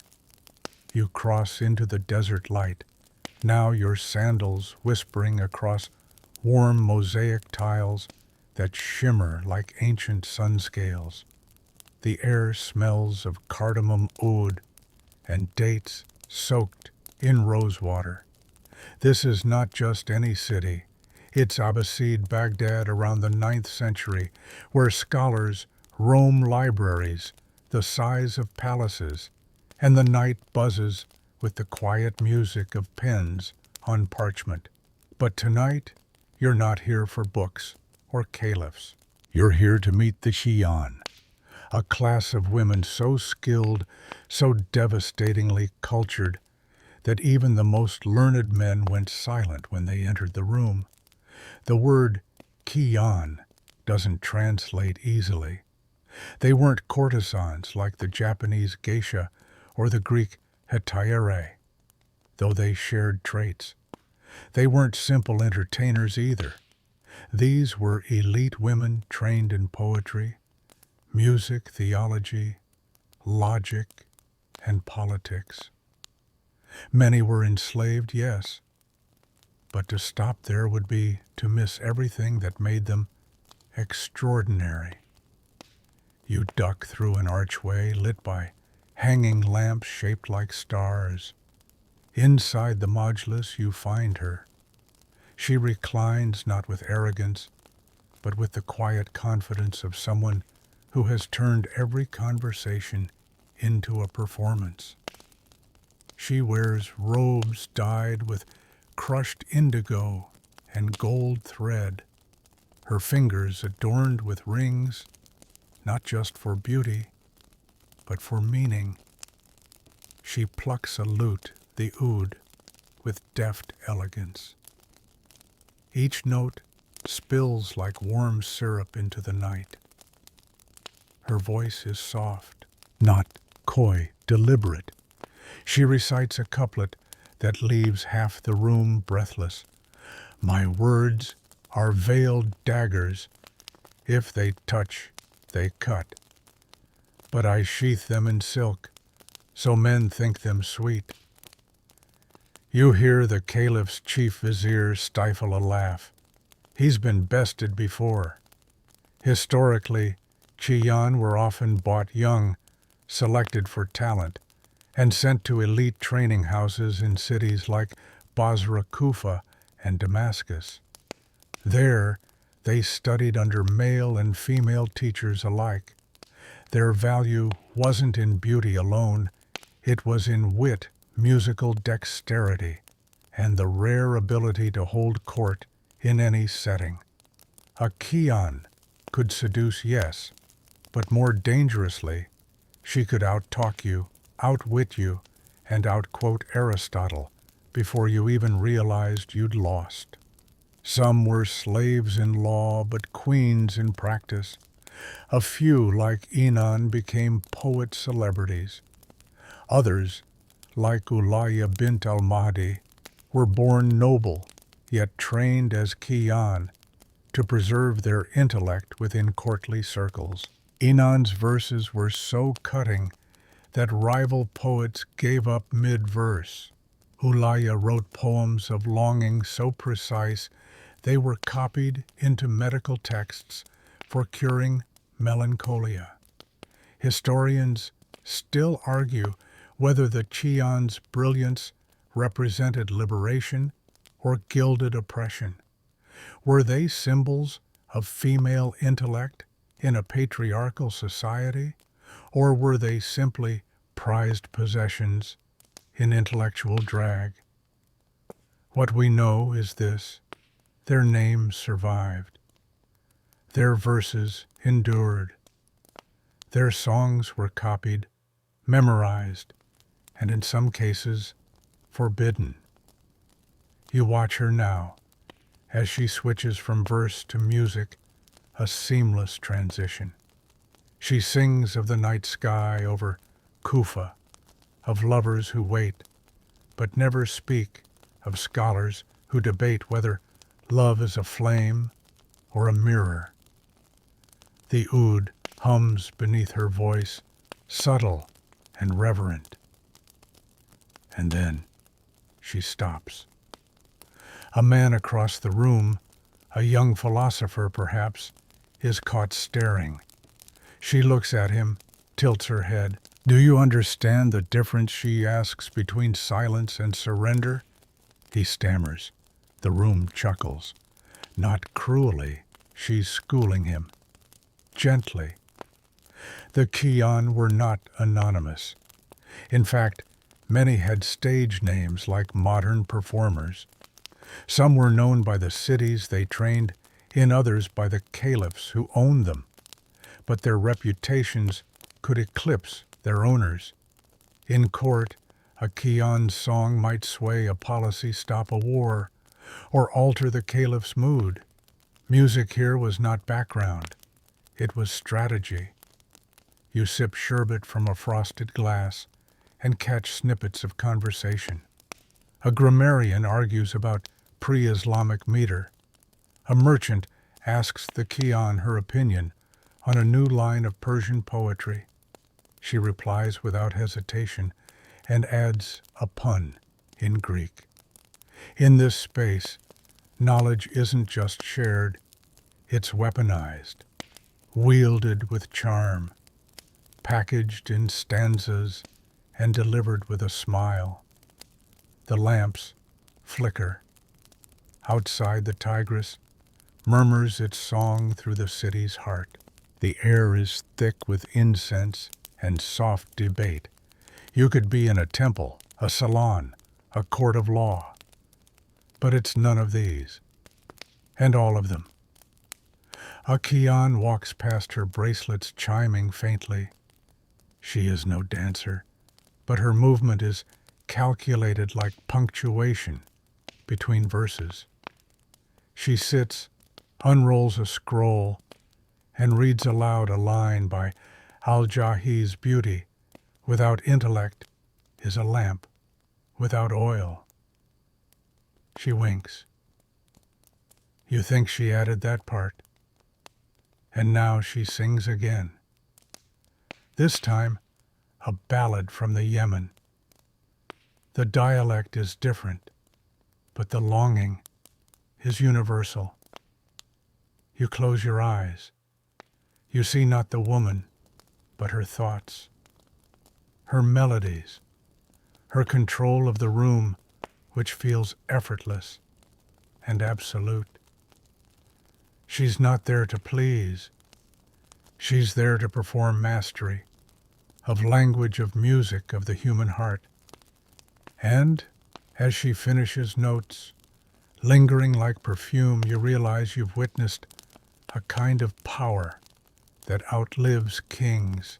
You awaken into another evening under the same stars, but this time you're farther west, along the shores of the Aegean, where ancient Greece hums softly beneath whitewashed columns and the lazy chatter of cicadas. The air is salt-washed and sweet with fig.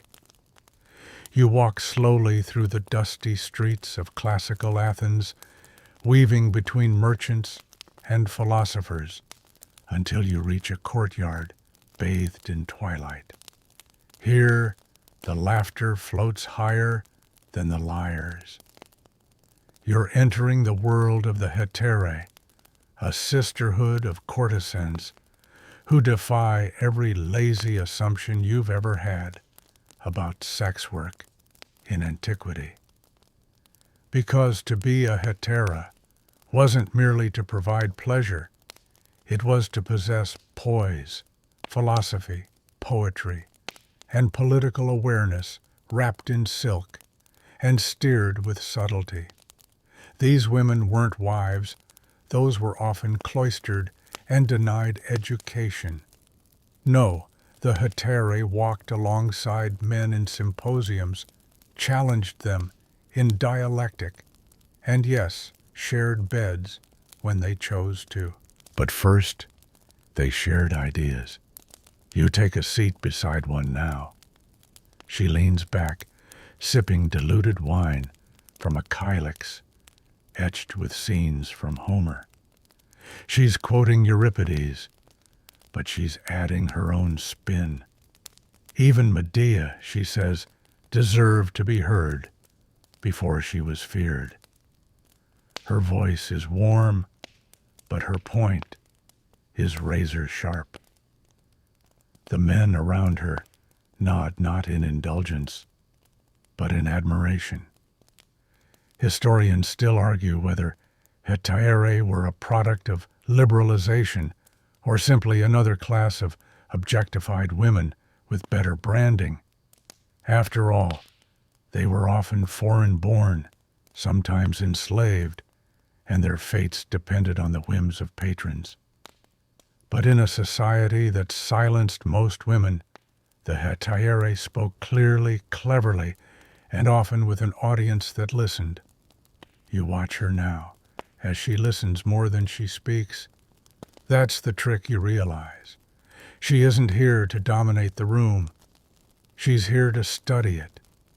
And when she does speak, her words carry the weight of silence, broken with precision. A young man, barely bearded, tries to flirt. He asks if she believes in love at first sight. She smiles and replies, "I believe in curiosity at first conversation."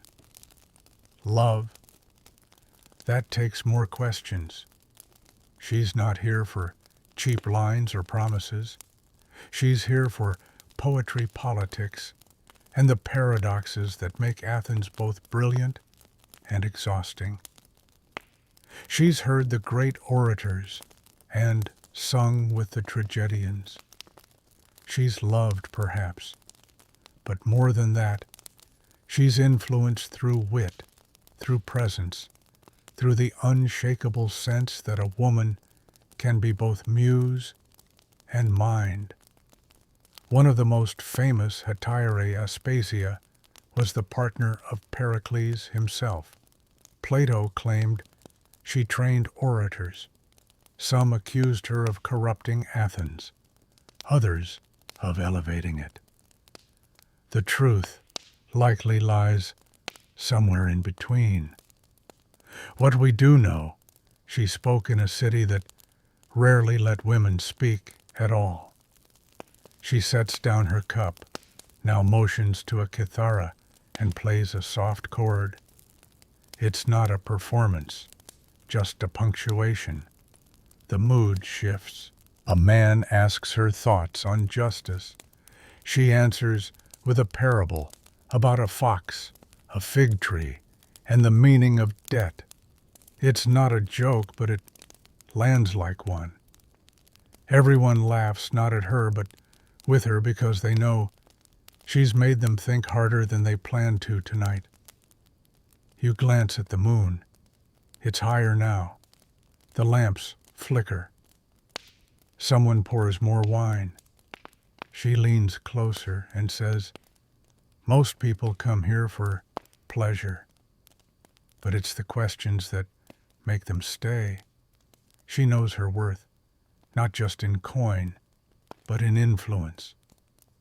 Her reputation doesn't hinge on beauty, though she has that in spades.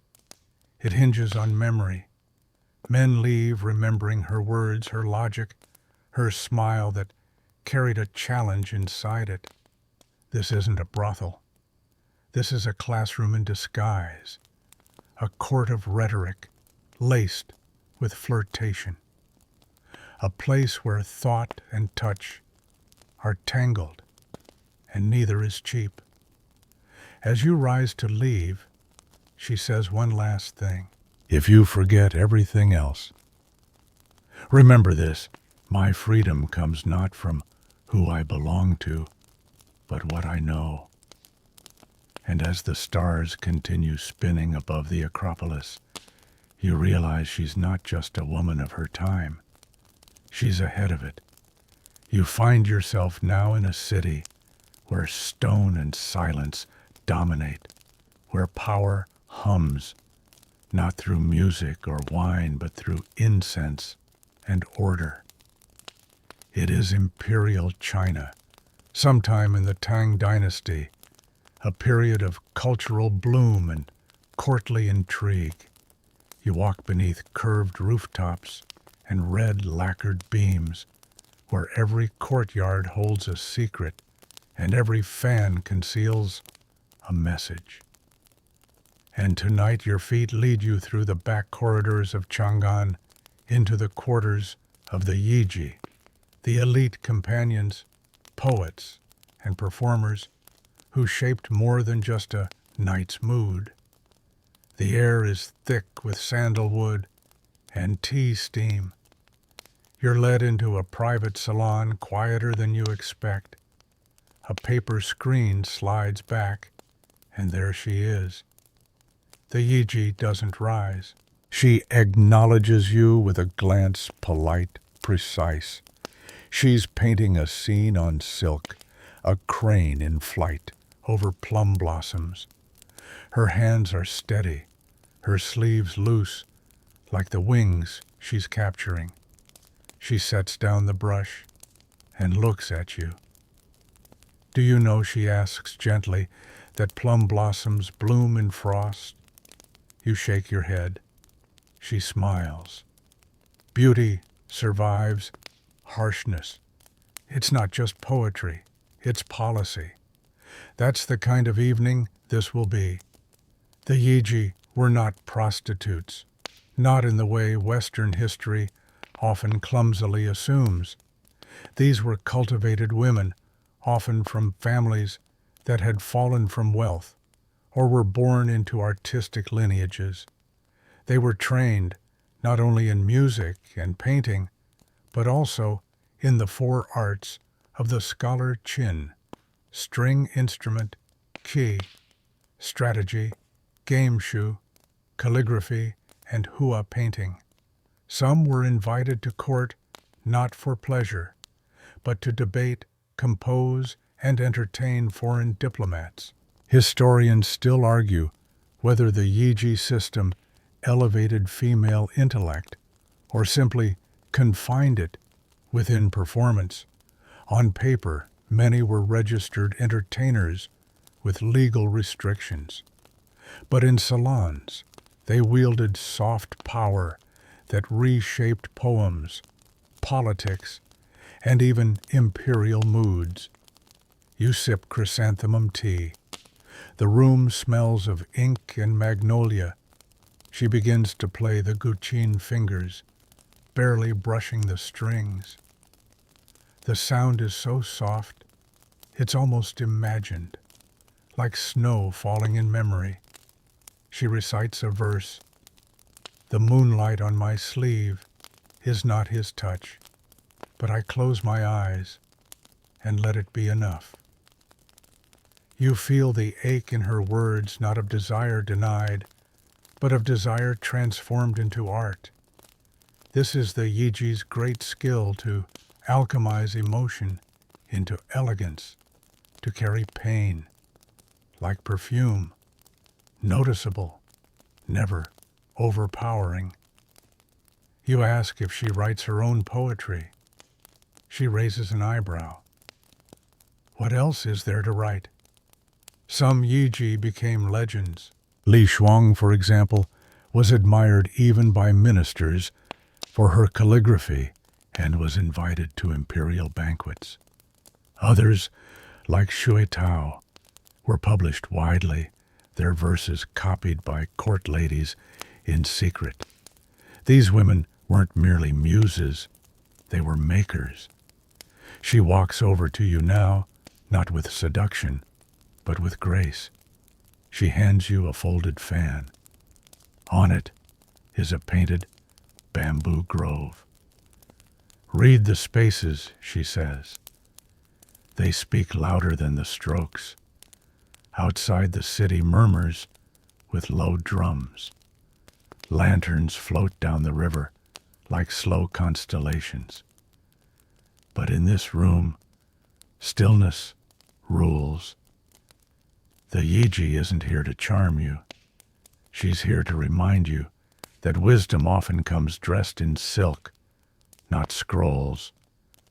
That beauty and intellect are not opposites, but different dialects of the same language. She begins another melody, this time slower, deeper. You don't recognize the tune, but the feeling it stirs is immediate. Nostalgia for a time you never lived. Admiration for a mind you'll never fully know. As the notes fade, she places the guqin back in its case and says nothing more. She doesn't need to. Her silence finishes the evening more eloquently than any farewell. You leave quietly, the fan still warm in your hand. Now, let's head northward, where the nights are longer and the laughter is quieter, dulled by layers of fur and snow. You arrive in Kievan Ruses, somewhere between the 10th and 12th centuries, where Orthodox domes gleam like ice under starlight, and the Dnieper River murmurs beside frozen banks. This is a world not often romanticized in tales of love or elegance. Yet even here in the shadows of Viking trade routes and Byzantine crosses, you find the thread women who played pivotal, provocative, and often hidden roles in shaping intimacy, storytelling, and influence. Tonight you're entering the world of the skomorokhi, itinerant performers, jesters, musicians, and sometimes provocateurs. And yes, among them were women.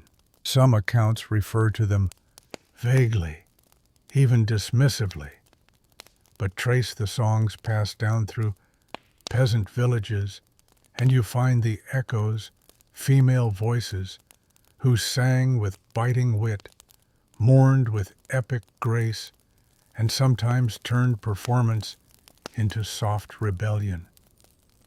You're in a smoky wooden hall now, lit by tallow lamps and warmed by bodies crammed together against the chill. The scent of mead mixes with pine and wool. A woman takes the stage, not a stage really, just a cleared space, and lifts a hand. The crowd hushes. She begins a tale. It's a love story.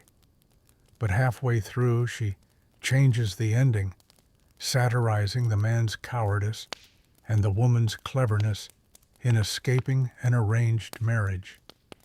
The audience roars.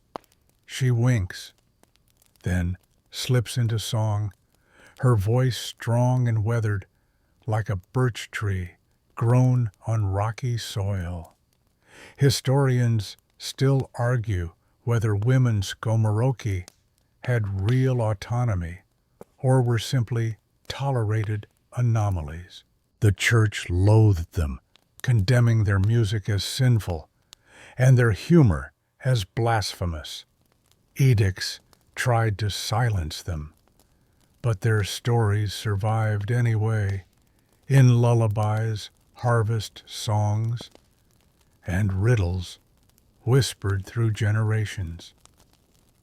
You watch her now as she plays the gusli, a kind of zither strummed with fingers hardened by frost. Her lyrics shift from cheeky to solemn. She sings of a widow who outsmarts a tax collector by hiding her savings in bread dough, of a bride who flees her drunken betrothed by dressing as a boy and joining a caravan. These aren't just stories, they're survival guides cloaked in rhythm. Her clothes are simple patched wool and linen, but there's pride in how she wears them. Not performative poverty, lived authority. Her voice cracks occasionally, not from weakness, but from a life sung fully. And when she pauses, it's not for effect, it's to let the crowd lean in. You wonder where she learned these songs, likely from her mother, who learned them from hers, perhaps passed down across hearths and winters, not scrolls and salons. She smiles mid-song, tossing in a joke about a local priest. The room gasps, then laughs, half afraid, half delighted. You sense the stakes here are different. She's not performing for money or admiration. She's defying the quiet that usually blankets women's lives in this place. Later, she passes a wooden cup your way. Mead, strong. You take a sip and thank her. She replies, "Don't thank me until the next verse. I might insult you." There's power here, but it's colder, more veiled than the lush salons of Baghdad or the symposia of Athens. Here, performance is less about seduction and more about preservation of identity, of memory, of female agency in an unforgiving world. As the night ends, she sings one final lullaby. It's in a dialect you barely understand, but the melody is ancient and soft. You hear the hush fall over the hall.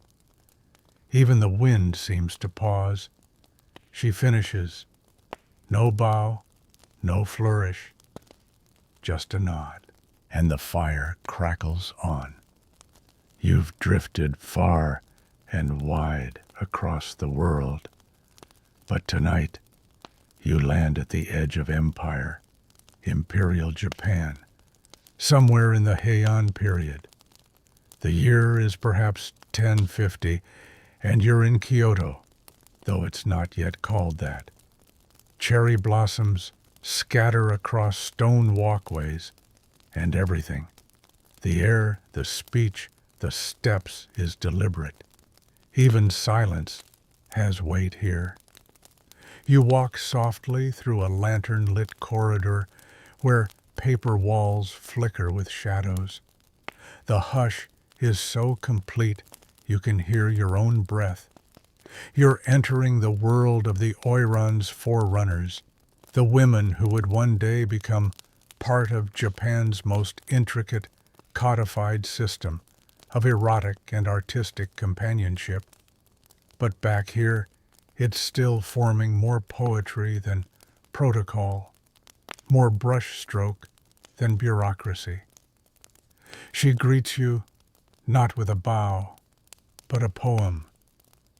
Beneath this soft robe, I carry no promises, only moonlight and ink. Her voice is low smooth, like calligraphy ink gliding across mulberry paper. She's not a geisha, not yet. That tradition will crystallize later. But she is a woman trained in the art of presence. Her gestures are restrained, her gaze composed. She's not here to please. She's here to show you how to notice. The Japanese term for women like her isn't easily translatable. Not quite courtesan, not exactly entertainer. Think of them as curators of attention, masters of tea ceremony music, poetry, subtle games of wit and rhythm.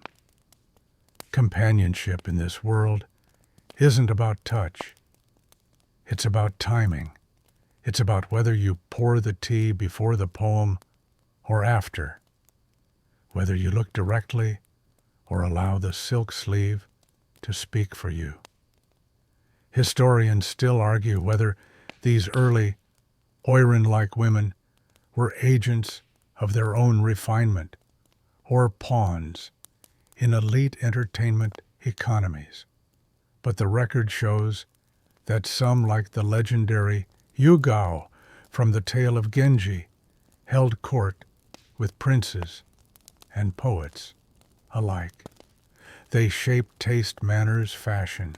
They were arbiters of elegance in an age where emotion was a weapon and silence could be louder than scandal. Tonight, she invites you to watch her compose a letter. Not for you, not for a lover, but to herself it begins. In the next life, let me be a wind chime. Just enough sound, no burden.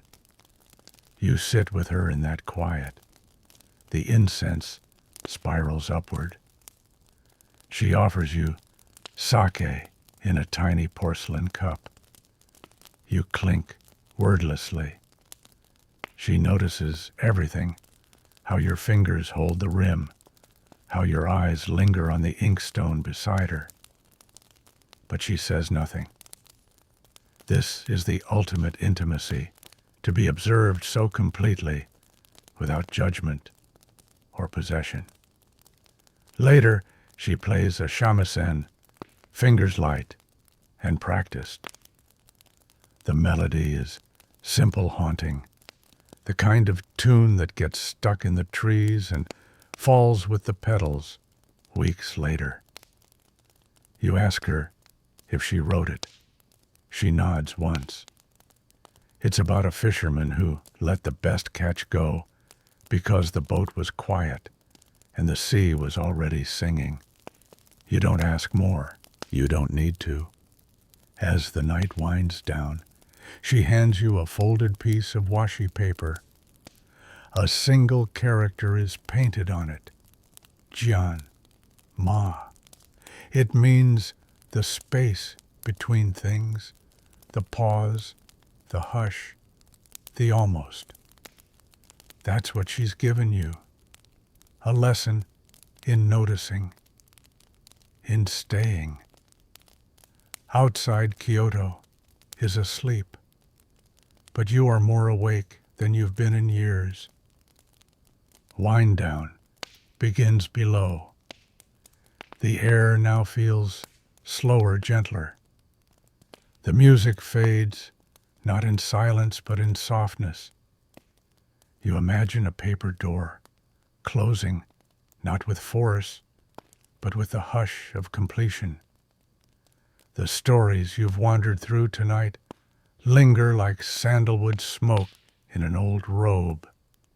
Each city, each woman, each glance has faded into that place your dreams begin to stir.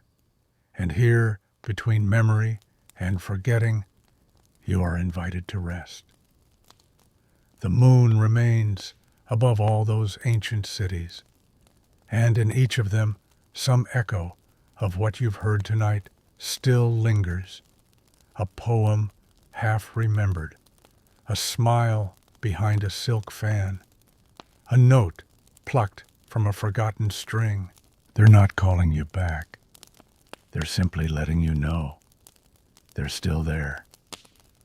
So now, no more walking, no more listening. Let it all slip backward behind your eyes.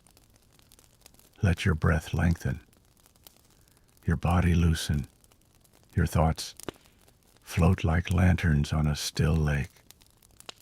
The story is over. Sleep well, traveler. The past is resting with you.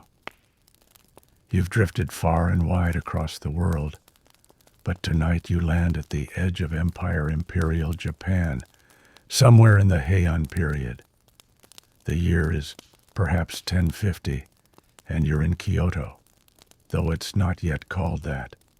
Cherry blossoms scatter across stone walkways, and everything, the air, the speech, the steps, is deliberate.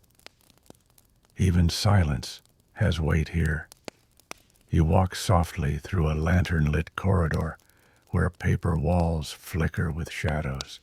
The hush is so complete, you can hear your own breath. You're entering the world of the oiran's forerunners, the women who would one day become part of Japan's most intricate codified system of erotic and artistic companionship.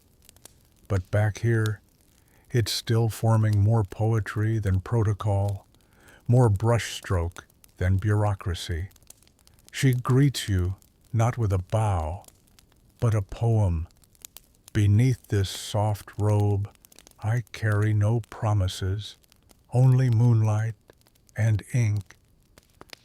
Her voice is low smooth, like calligraphy ink gliding across mulberry paper.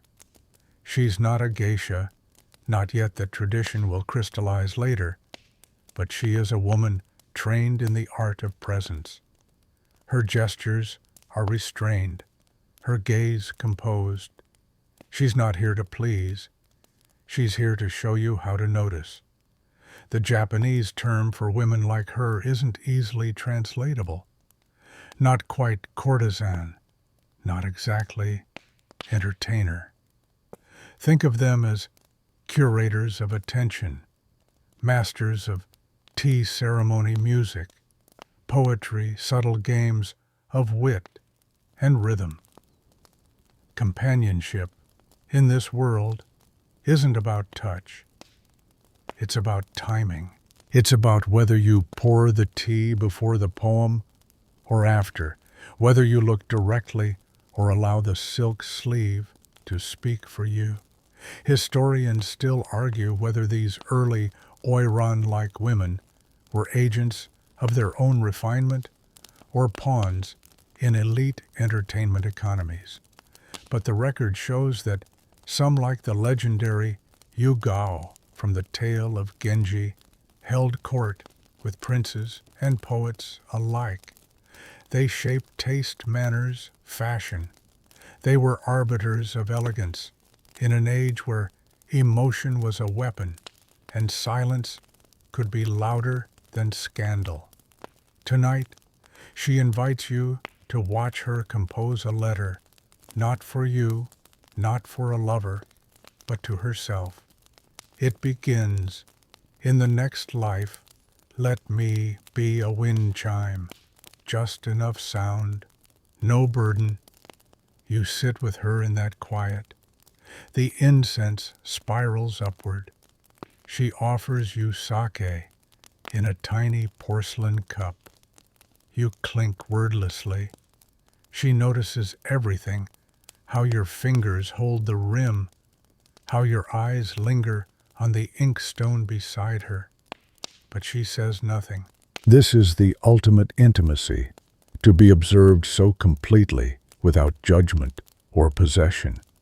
Later, She plays a shamisen, fingers light and practiced. The melody is simple haunting, the kind of tune that gets stuck in the trees and falls with the petals weeks later. You ask her if she wrote it. She nods once. It's about a fisherman who let the best catch go because the boat was quiet and the sea was already singing. You don't ask more.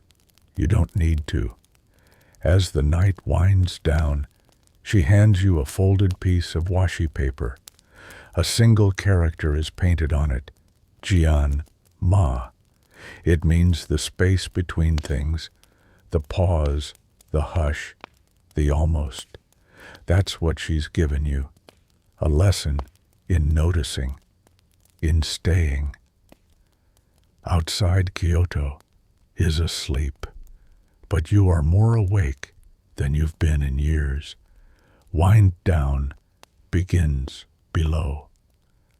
The air now feels slower, gentler. The music fades, not in silence, but in softness. You imagine a paper door closing, not with force, but with the hush of completion. The stories you've wandered through tonight linger like sandalwood smoke in an old robe. Each city, each woman, each glance has faded into that place. Your dreams begin to stir, and here, between memory and forgetting, you are invited to rest. The moon remains above all those ancient cities, and in each of them, some echo of what you've heard tonight still lingers. A poem half remembered, a smile behind a silk fan, a note plucked from a forgotten string. They're not calling you back. They're simply letting you know they're still there. So now, no more walking, no more listening. Let it all slip backward behind your eyes. Let your breath lengthen, your body loosen. Your thoughts float like lanterns on a still lake. The story is over. Sleep well, traveler. The past is resting with you.